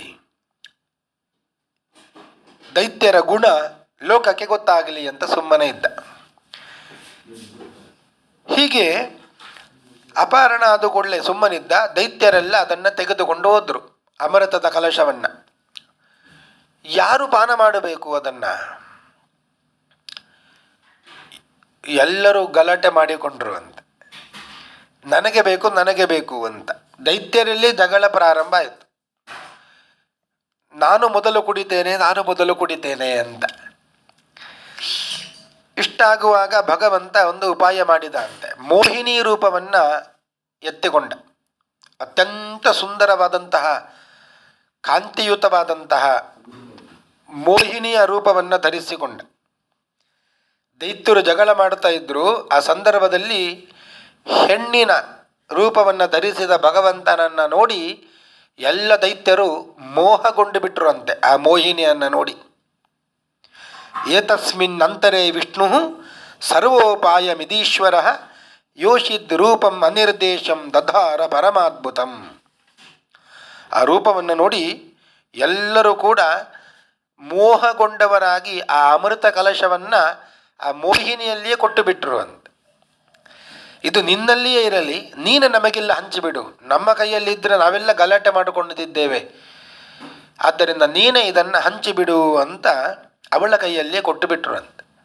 ಆ ಮೋಹಿನಿ ಹೇಳ್ತಾಳೆ, ನನ್ನ ಕೈಯಲ್ಲಿ ಕೊಟ್ಟರೆ ನಿಮಗೆ ಸಿಗ್ತದೆ ಅಂತ ಏನು ನಿಶ್ಚಯ ಇಲ್ಲ, ನೀನು ಕೊಟ್ಟೇ ಕೊಡ್ತಿ, ನಿನ್ನಲ್ಲಿಯೇ ಇರಲಿ ಅಂತ ಆ ಸೌಂದರ್ಯಕ್ಕೆ ಮಾರು ಹೋದ ಈ ದೈತ್ಯರು ಅವಳ ಕೈಯಲ್ಲಿಯೇ ಕೊಟ್ಟು ಬಿಟ್ಟರು.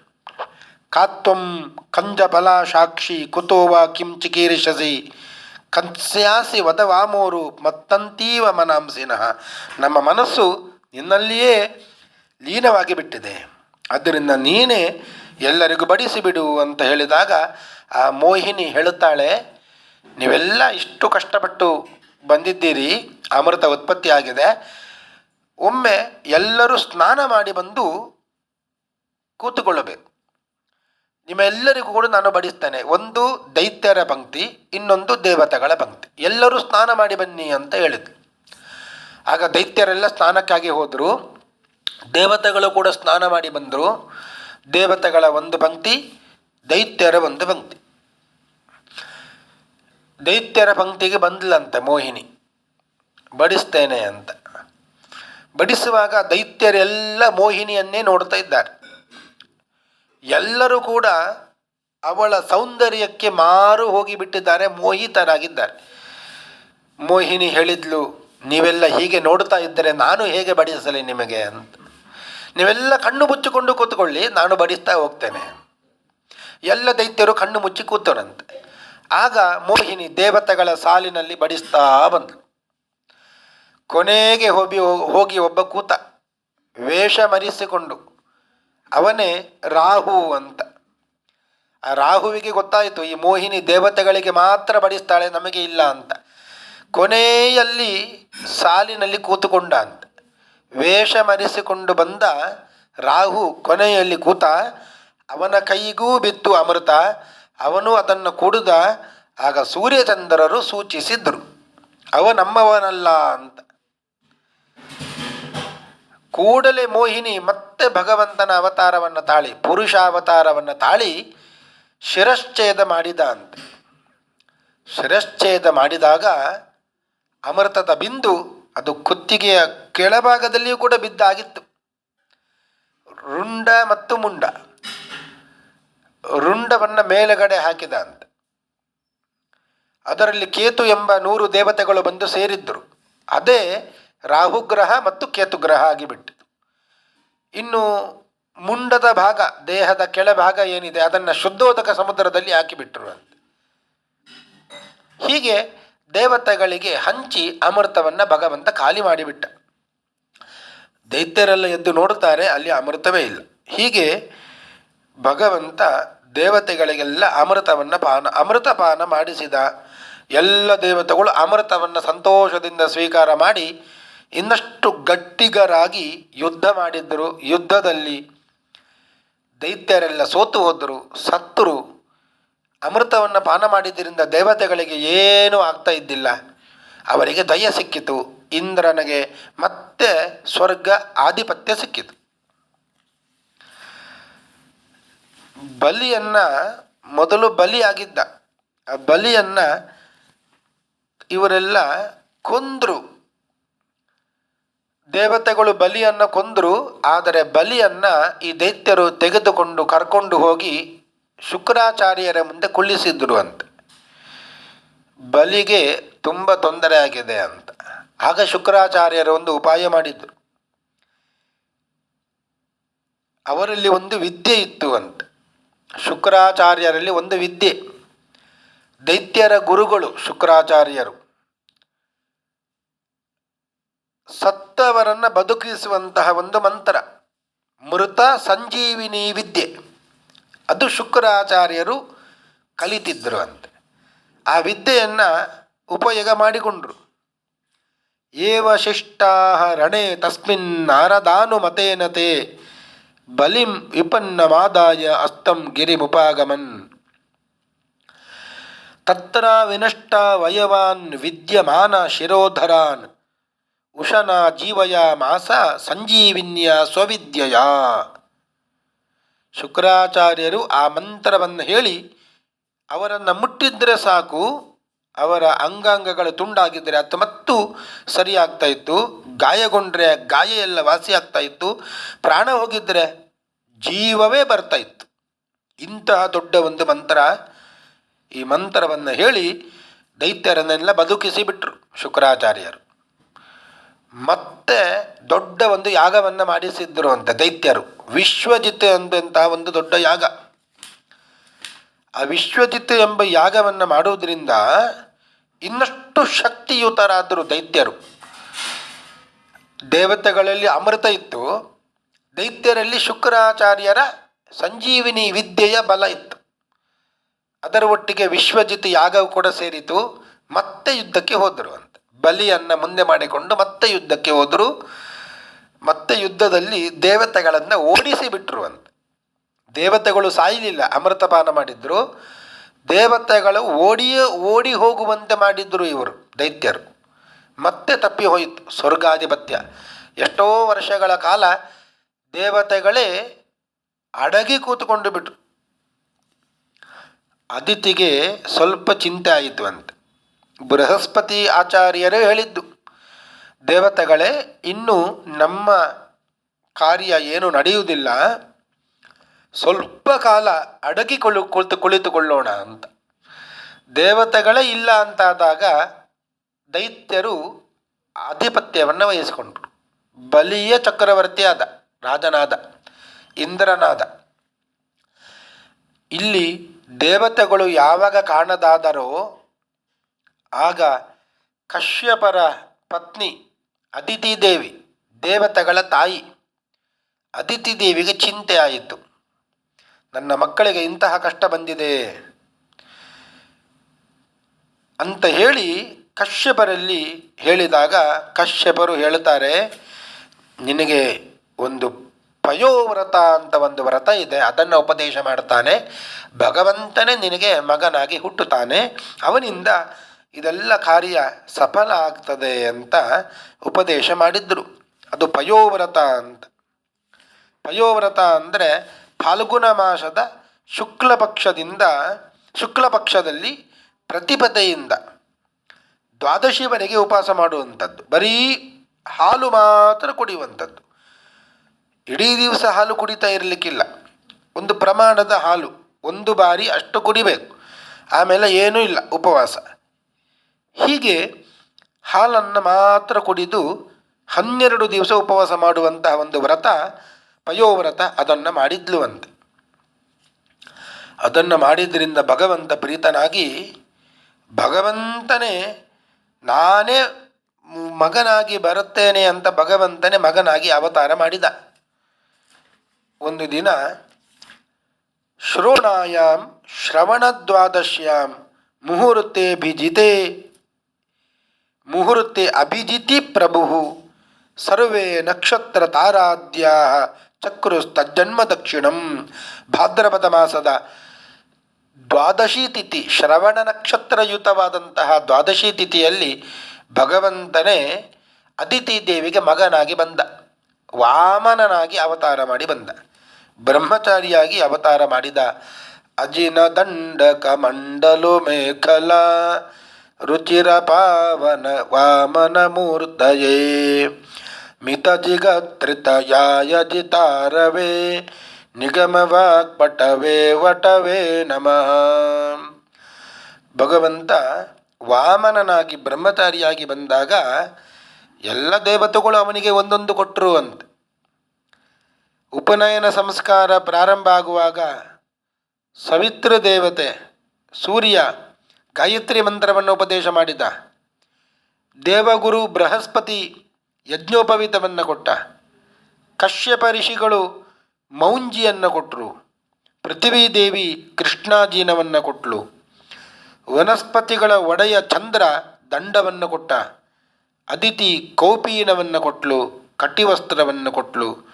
ಆಕಾಶಾಭಿಮಾನಿ ದೇವತೆಗಳು ಅವನಿಗೆ ಛತ್ರವನ್ನು ಕೊಟ್ಟರು, ಕೊಡೆಯನ್ನು ಕೊಟ್ಟರು. ಹೀಗೆ ಬ್ರಹ್ಮಚಾರಿಗಳಿಗೆ ಏನೆಲ್ಲ ಬೇಕು, ಅಜಿನ ದಂಡ ಕಮಂಡಲು ಮೇಖಲ ಇದೆಲ್ಲವನ್ನು ಕೂಡ ಒಬ್ಬೊಬ್ಬರು ದೇವತೆಗಳು ಕೊಟ್ಟರು. ಅದನ್ನು ಇಟ್ಟುಕೊಂಡು ನಾನು ನಿಮ್ಮ ಸಂಪತ್ತನ್ನು ವಾಪಸ್ಸು ಬರುವ ಹಾಗೆ ಮಾಡ್ತೇನೆ ಅಂತ ವಾಮನ ರೂಪಿ ಭಗವಂತ ಬ್ರಹ್ಮಚಾರಿ ಹೇಳಿದ ಅಂತ. ಈ ಕಡೆ ದೊಡ್ಡ ಒಂದು ಯಾಗ ನಡೀತಾ ಇತ್ತು. ಬಲಿಯ ಒಂದು ಯಜಮಾನಿಕೆಯಲ್ಲಿ, ಸ್ವರ್ಗಾಧಿಪತಿಯಾದಂತಹ ಬಲಿಯ ಯಜಮಾನಿಕೆಯಲ್ಲಿ ಒಂದು ಯಾಗ. ತಂ ನರ್ಮದಾಯ ಸ್ತಟ ಉತ್ತರೇ ಬಲೇ ಯರಿತ್ವಿಜಸ್ತೆ ಭೃಗು ಕಚ್ಚ ಸಂಜ್ಞಕೆ. ನರ್ಮದಾ ನದಿಯ ತೀರದಲ್ಲಿ ಭೃಗು ಕಚ್ಚ ಅಂತ ಹೆಸರು, ಈಗಿನ ಭರೂಚ್ ಎಂಬಂತಹ ಒಂದು ಊರು. ಅಲ್ಲಿ ದೊಡ್ಡ ಒಂದು ಯಾಗ, ಅಶ್ವಮೇಧ ಯಾಗ. ಅದನ್ನು ಬಲಿಚಕ್ರವರ್ತಿ ಮಾಡುತ್ತಾ ಇದ್ದ. ಅಲ್ಲಿಗೆ ಹೊರಟ ಅಂತ ವಾಮನ ರೂಪಿ ಭಗವಂತ. ಅಲ್ಲಿಗೆ ಹೊರಟ, ಅಲ್ಲಿ ಬೇಕಾದಷ್ಟು ದಾನ ಧರ್ಮವನ್ನು ಮಾಡ್ತಾ ಇದ್ದ ಬಲಿ. ಈ ವಾಮನ ರೂಪಿ ಭಗವಂತ ಅಲ್ಲಿಗೆ ಪ್ರವೇಶ ಮಾಡಿದಾಗ ಆ ಬ್ರಹ್ಮಚಾರಿಯ ಕಾಂತಿಯನ್ನು ನೋಡಿ ಬಹಳ ಆಶ್ಚರ್ಯಚಕಿತನಾದಂತಹ ಬಲಿಚಕ್ರವರ್ತಿ ಎದ್ದು ಹೋಗಿ ಆ ವಾಮನ ರೂಪಿ ಭಗವಂತ ಬ್ರಹ್ಮಚಾರಿಯನ್ನು ಕರೆದುಕೊಂಡು ಬಂದಂತೆ, ಸ್ವಾಗತಿಸಿದ, ಪಾದಪೂಜೆ ಮಾಡಿದ. ಅವನಿಗೆ ಪಾದಪೂಜೆ ಮಾಡಿದ ನೀರನ್ನು ತನ್ನ ಶಿರಸ್ಸಿನಲ್ಲಿ ಧರಿಸಿದ. ಕೇಳಿದ ಅಂತ, ಬೇಕಾದಷ್ಟು ದಾನವನ್ನು ಕೊಟ್ಟಿದ್ದೇನೆ, ಯಾಗ ಎಲ್ಲ ಮುಗೀತು, ದಾನವನ್ನು ಕೊಟ್ಟಿದ್ದೇನೆ, ಎಲ್ಲ ಕೊಟ್ಟಾಯಿತು, ಇನ್ನೇನು ಸ್ವಲ್ಪ ಮಾತ್ರ ಇದೆ, ಆದರೂ ತೊಂದರೆ ಇಲ್ಲ, ನಿನಗೆ ಏನು ಬೇಕು ಕೇಳು ಕೊಡ್ತೇನೆ ಅಂತ ಹೇಳಿದ ಅಂತ. ಯದ್ಯದ್ ವಟೋ ವಾಂಛಸಿ ತತ್ ಪ್ರತೀಚ್ಛಮೆ ತ್ವಾಮರ್ಥಿನಂ ವಿಪ್ರಸುತಾನು ತರ್ಕಯೇ ಗಾಂ ಕಾಂಚನಂ ಗುಣವದ್ದಾಮ ಮೃಷ್ಟಂ ತತಾನ್ನ ಪೇಯಮುತವಾ ವಿಪ್ರಕನ್ಯಾಂ ಗ್ರಾಮಾನ್ ಸಮೃದ್ಧಾಂ ಸ್ತುರಗಾನ್ ಗಜಾನ್ವ ರಥಾಂ ಸ್ತತಾರ್ಹತ ಸಂಪ್ರತೀಚ್ಛ. ಏನು ಬೇಕು ನಿನಗೆ ಕೇಳು. ನೀನು ಬಯಸುವಂತಹ ಗೋವುಗಳು, ಚಿನ್ನ, ಒಳ್ಳೆಯ ಮನೆ, ಪವಿತ್ರವಾದಂಥ ಅನ್ನ, ಕುಡಿಯುವ ವಸ್ತು, ಅಥವಾ ವಿವಾಹಕ್ಕಾಗಿ ಒಬ್ಬ ಕನ್ಯೆ, ಸಂಪತ್ತು ಸಮೃದ್ಧವಾದಂಥ ಊರು, ಕುದುರೆ, ಆನೆ, ರಥ, ಇದೆಲ್ಲ ಏನು ಬೇಕು ನಿನಗೆ ಇಷ್ಟವಾದದ್ದನ್ನು ಕೇಳು, ನಿನಗೆ ಕೊಡ್ತೇನೆ, ಪಡೆದುಕೋ ಅಂತ ಬಲಿ ಹೇಳಿದ ಅಂತ.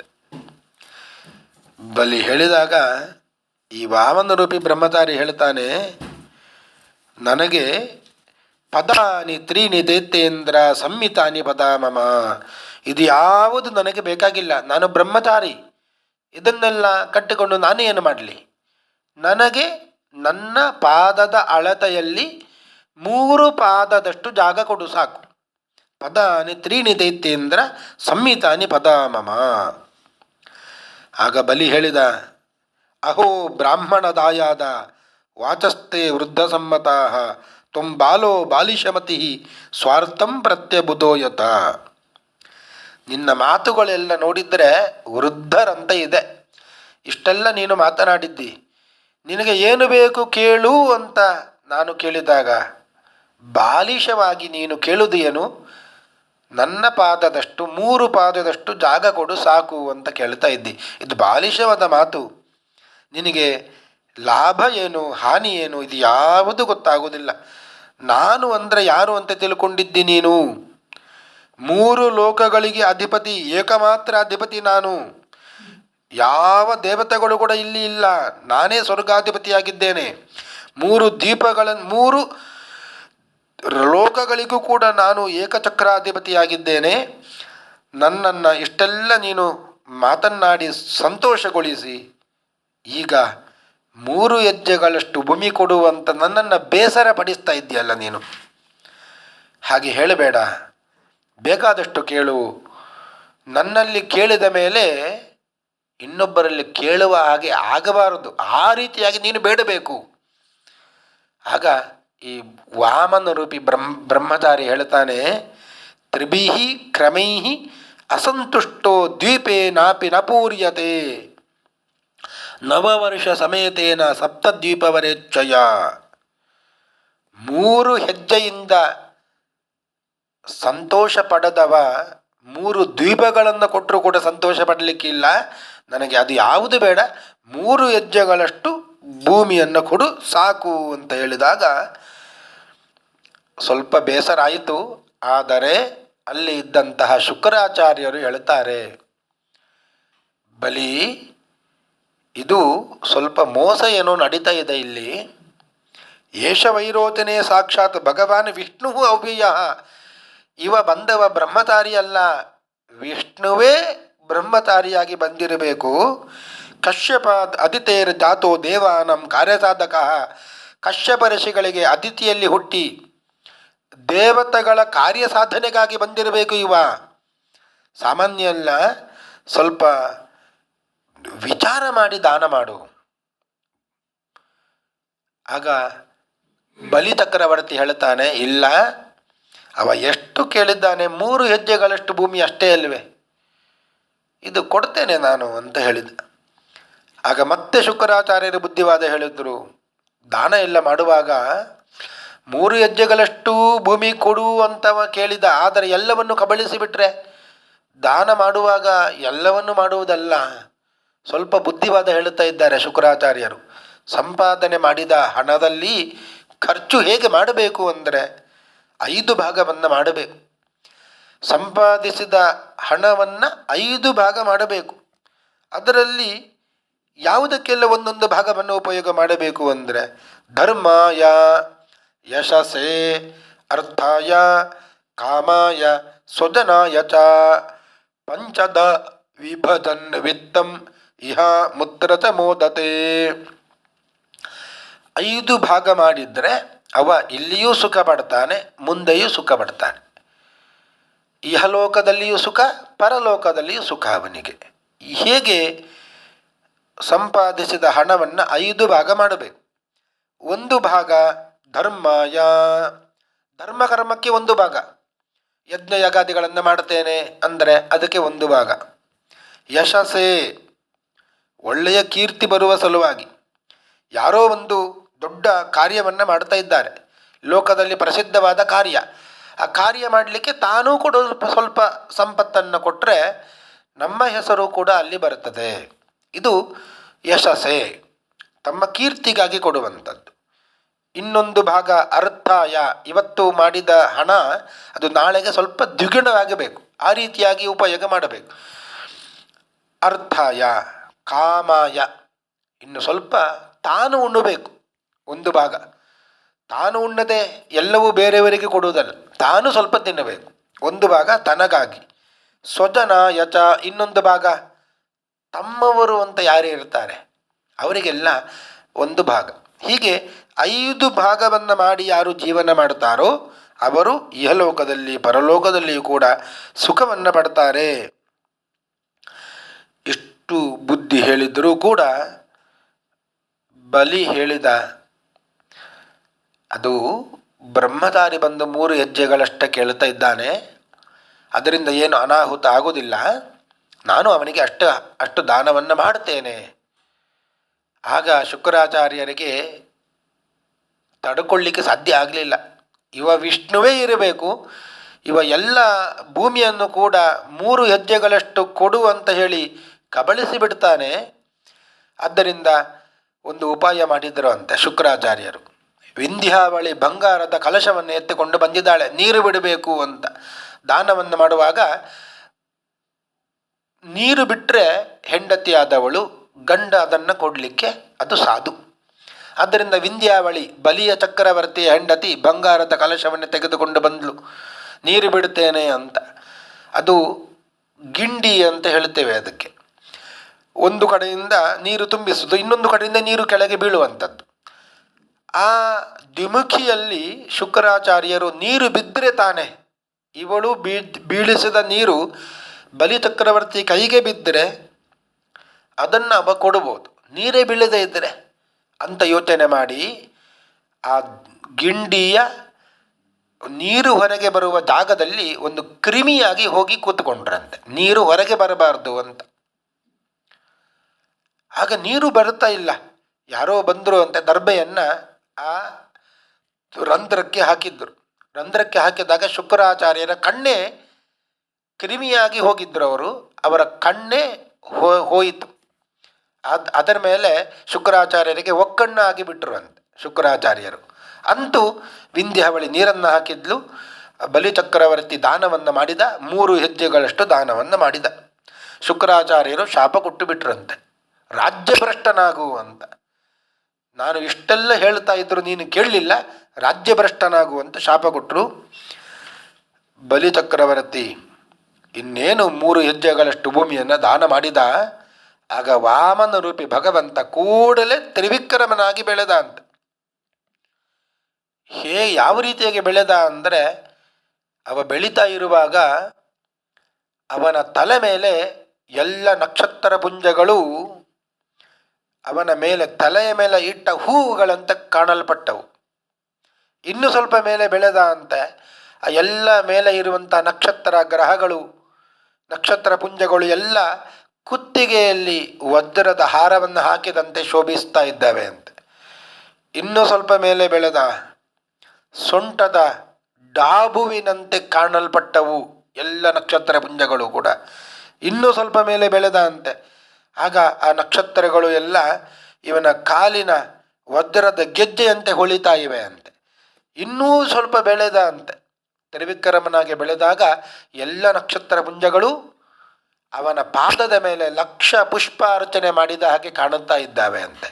ಈ ರೀತಿಯಾಗಿ ಬೆಳೆದ ತ್ರಿವಿಕ್ರಮರೂಪಿ ಭಗವಂತ ಒಂದು ಪಾದವನ್ನು ಭೂಮಿಯಲ್ಲಿ ಇಟ್ಟು ಭೂಮಿಯನ್ನು ಅಳೆದ, ಇನ್ನೊಂದು ಪಾದವನ್ನು ಅಂತರಿಕ್ಷವನ್ನು ಅಳೆದ, ಇನ್ನೊಂದು ಪಾದ ಎಲ್ಲಿ ಇಡಲಿ ಅಂತ ಕೇಳಿದ. ಬಲಿ ಹೇಳಿದ, ಎಲ್ಲ ಲೋಕವನ್ನು ಅಳೆದಾಯಿತು, ಇನ್ನೇನು ನನ್ನ ತಲೆ ಇದೆ, ತಲೆ ಮೇಲೆ ಇಡು ಅಂತ ಹೇಳಿದ ಅಂತೆ. ಕ್ಷಿತಿಂ ಪದೈಕೇನ ಬಲೇರ್ವಿಚಕ್ರಮೇ ನಭ ಶರೀರೇಣ ದಿಶಶ್ಚ ಬಾಹುಭಿಃ ಪದಂ ದ್ವಿತೀಯಂ ಕ್ರಮತಸ್ತ್ರಿವಿಷ್ಟಭಂ ನ ವೈ ತೃತೀಯಾಯ ತದೀಯಮಣ್ವಪಿ.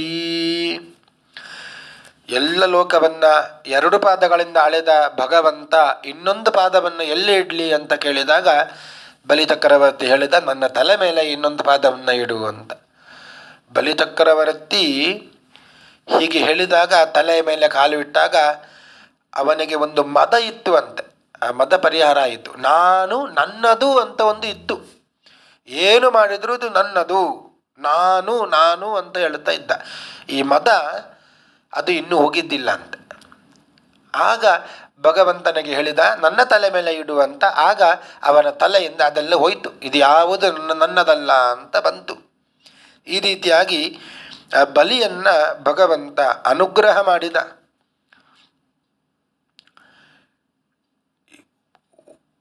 ತ್ರಿವಿಕ್ರಮನಾಮಿಗೆ ಬೆಳೆದಾಗ ಒಂದು ಪಾದವನ್ನು ಭೂಮಿಯನ್ನು ಅಳತೆ ಮಾಡಿ ಇನ್ನೊಂದು ಪಾದವನ್ನು ಮೇಲೆ ಎತ್ತಿದಾಗ ಅದು ಬ್ರಹ್ಮಾಂಡದ ಕಟಾಹಕ್ಕೆ ತಾಗಿತು.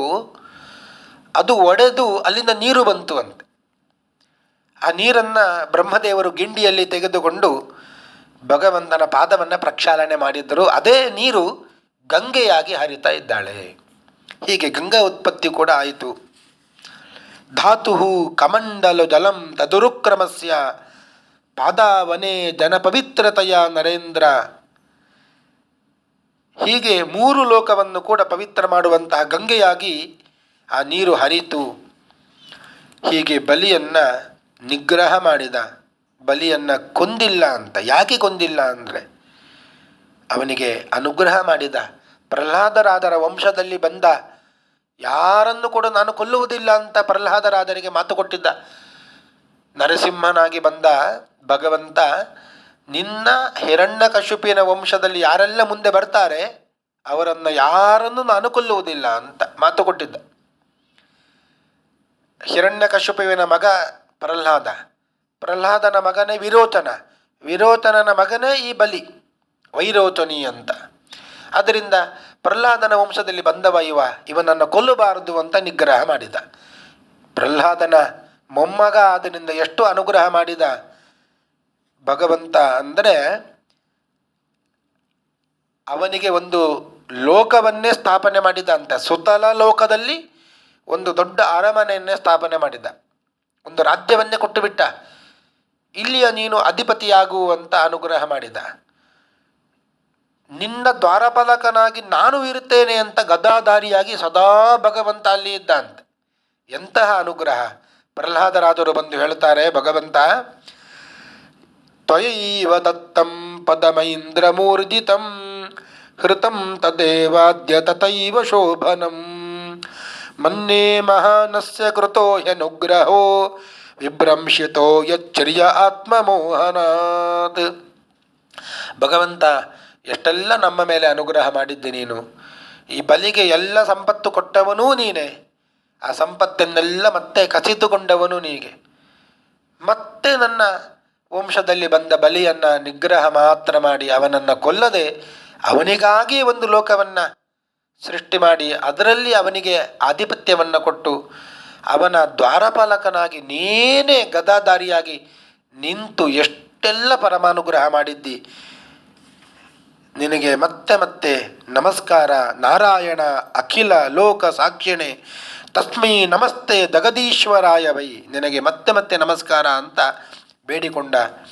ಇದು ಪ್ರಹ್ಲಾದರಾಜರ ವಂಶದಲ್ಲಿ ಬಂದವನಿಗೆ ಬಲಿಗೆ ಭಗವಂತ ಇಷ್ಟೆಲ್ಲ ಅನುಗ್ರಹ ಮಾಡಿದ್ದಾನೆ. ಎಲ್ಲ ಲೋಕವನ್ನು ಕೂಡ ದಾನವನ್ನು ತೆಗೆದುಕೊಂಡ ತ್ರಿವಿಕ್ರಮರೂಪಿ ಭಗವಂತ ಎಲ್ಲವನ್ನು ಕೂಡ ದೇವತೆಗಳಿಗೆ ಕೊಟ್ಟು ಬಿಟ್ಟ. ಮತ್ತೆ ಇಂದ್ರನನ್ನು ಸ್ವರ್ಗಾಧಿಪತಿಯನ್ನಾಗಿ ಮಾಡಿದ ಅಂತ. ಈ ರೀತಿಯಾಗಿ ವಾಮನಾವತಾರದ ಕತೆ, ತ್ರಿವಿಕ್ರಮನಾಗಿ ಬೆಳೆದು ಭೂಮಿಯನ್ನು ಪಡೆದುಕೊಂಡ ಕಥೆಯನ್ನೆಲ್ಲ ಹೇಳಿ ಕೊನೆಯ ಒಂದು ಕತೆ ಅದು ಮತ್ಸ್ಯಾವತಾರದ ಕತೆ. ಸತ್ಯವ್ರತ ಅಂತ ಒಬ್ಬ ರಾಜ ಇದ್ದ. ಆ ರಾಜ ನಿತ್ಯ ಅರ್ಘ್ಯ ಕೊಡಬೇಕು ಅಂತ ನದಿಗೆ ಹೋಗ್ತಾ ಇದ್ದ. ಅರ್ಘ್ಯವನ್ನು ಕೊಡುವ ಸಂದರ್ಭದಲ್ಲಿ ಒಂದು ಮೀನು ಕೈಗೆ ಬಂತು. ಆ ಮೀನನ್ನು ನದಿಗೆ ಬಿಡೋಣ ಅಂತ ಹೋದರೆ ಆ ಮೀನು ಹೇಳಿತು, ರಾಜ, ಎಲ್ಲರಿಗೂ ರಕ್ಷಣೆ ಕೊಡುವವ ನೀನು, ಈ ಮೀನನ್ನು ನೋಡಿ ಮತ್ತೆ ಯಾಕೆ ನೀನು ನದಿಗೆ ಬಿಡ್ತಾ ಇದ್ದಿ? ನದಿಯಲ್ಲಿ ಬೇಕಾದಷ್ಟು ದೊಡ್ಡ ದೊಡ್ಡ ಪ್ರಾಣಿಗಳು ನನ್ನನ್ನು ತಿಂದು ಬಿಡ್ತಾವೆ, ನನ್ನನ್ನು ನೀರು ರಕ್ಷಣೆ ಮಾಡು ಅಂತ ಹೇಳಿದಾಗ ಆ ರಾಜ ಮೀನನ್ನು ತೆಗೆದುಕೊಂಡು ಬಂದು ಮನೆಯಲ್ಲಿ ಒಂದು ತಂಬಿಗೆಯಲ್ಲಿ ಇಟ್ಟಂತೆ. ಮರು ದಿವಸ ನೋಡ್ತಾನೆ, ತಂಬಿಗೆ ಸಾಕಾಗಲಿಲ್ಲ, ದೊಡ್ಡದಾಯಿತು ಮೀನು. ದೊಡ್ಡ ಒಂದು ಪಾತ್ರೆಯಲ್ಲಿ ಇಟ್ಟ. ಮರು ದಿವಸ ನೋಡ್ತಾನೆ, ಪಾತ್ರೆ ಸಾಕಾಗಲಿಲ್ಲ, ದೊಡ್ಡ ಕೆರೆಗೆ ಹಾಕಿದ ಅಂತೆ. ಮತ್ತೆ ಮರು ದಿವಸ ನೋಡ್ತಾನೆ, ಕೆರೆ ಸಾಕಾಗ್ತಾ ಇಲ್ಲ, ಅದು ದೊಡ್ಡದಾಗಿ ಬೆಳೀತಾ ಇದೆ, ನದಿಗೆ ಹಾಕಿದ ಅಂತೆ. ಮರು ದಿವಸ ನೋಡ್ತಾನೆ, ನದಿಯಲ್ಲಿಯೂ ಕೂಡ ದೊಡ್ಡದಾಗಿ ಬೆಳೆದು ನಿಂತಿದೆ. ಅದು ಹೇಳಿತು, ನನ್ನನ್ನು ನದಿಯಲ್ಲಿಯೂ ಕೂಡ ಹಾಕಬೇಡ, ನನಗೆ ಜಾಗ ಸಾಕಾಗೋದಿಲ್ಲ ಅಂತ. ಮತ್ತೆ ಸಮುದ್ರದಲ್ಲಿ ಹೋಗಿ ಹಾಕಿದ ಅಂತೆ. ಸಮುದ್ರದಲ್ಲಿ ಹೋಗಿ ಹಾಕಿದಾಗ ಈ ಸತ್ಯವ್ರತ ರಾಜನಿಗೆ ಗೊತ್ತಾಯಿತು. ಅವ ಕೇಳಿದ, ನೀನು ಸಾಮಾನ್ಯ ಅಲ್ಲ, ನೀನು ಭಗವಂತನೇ ಇರಬೇಕು, ಯಾಕೆ ಹೀಗೆ ಮತ್ಸ್ಯನಾಗಿ ನೀನು ಬಂದಿದ್ದಿ ಅಂತಾರೆ.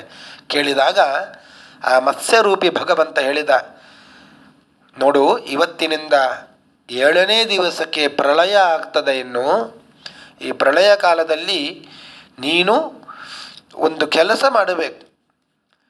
ನಾನು ಒಂದು ದೋಣಿಯನ್ನು ಕಳಿಸ್ತೇನೆ. ಆ ದೋಣಿಗೆ ನೀನು ಹಗ್ಗವನ್ನು ನನ್ನ ಕೊಂಬಿಗೆ ಕಟ್ಟಬೇಕು. ನಾನು ಅದನ್ನು ಎಳ್ಕೊಂಡು ಹೋಗ್ತೇನೆ ದೋಣಿಯನ್ನು. ನನಗೆ ಒಂದು ಕೊಂಬಿ ಇದೆ, ಏಕಶೃಂಗ ಅಂತ, ಒಂದೇ ಒಂದು ಕೊಂಬಿ ಇರುವಂತಹ ಮತ್ಸ್ಯ ನಾನು. ಅದರಿಂದ ಲೋಕ ವಿಲಕ್ಷಣನಾಗಿದ್ದೇನೆ. ಎಲ್ಲ ಮೀನುಗಳೆಂದೇ ಅಲ್ಲ ನಾನು ಭಗವಂತ. ಆದ್ದರಿಂದ ಒಂದು ಕೊಂಬು ನನಗೆ ಇದೆ, ಆ ಕೊಂಬುಗೆ ದೋಣಿಯ ಹಗ್ಗವನ್ನು ಕಟ್ಟು, ಆ ದೋಣಿಯಲ್ಲಿ ನೀನು ಕೂತುಕೋ. ಬೇಕಾದಷ್ಟು ಪ್ರಳಯ ಎಲ್ಲ ಮುಗಿದ ಮೇಲೆ ಮತ್ತೆ ಲೋಕದ ಸೃಷ್ಟಿ ಆಗಬೇಕು. ಅದಕ್ಕೆ ಬೇಕಾದಂಥ ಎಲ್ಲ ಔಷಧಿಗಳನ್ನು ತಗೊಂಡು ಬಂದು ಈ ಹಡಗಿನಲ್ಲಿ ಕೂತುಕೋ, ನಿನ್ನನ್ನು ನಾನು ಈ ಪ್ರಳಯವನ್ನು ದಾಟಿಸ್ತೇನೆ ಅಂತ ಆ ಮೀನು ಹೇಳಿತಂತೆ. ಇದೇ ಸತ್ಯವ್ರತ ರಾಜ ಮುಂದಿನ ಮನ್ವಂತರದ ಅಧಿಪತಿಯಾಗಿ ಬಿಡ್ತಾನೆ. ಅವನೇ ವೈವಸ್ವತ ಮನು ಆಗಿ ಬಿಡ್ತಾನೆ ಎಂಬಲ್ಲಿಗೆ ಇವತ್ತಿನ ಈ ಉಪನ್ಯಾಸವನ್ನು ಮುಗಿಸ್ತಾ ಇದ್ದೇನೆ. ಶ್ರೀ ಕೃಷ್ಣ ಅರ್ಪಣಮಸ್ತು. ಹರಯೇ ನಮಃ.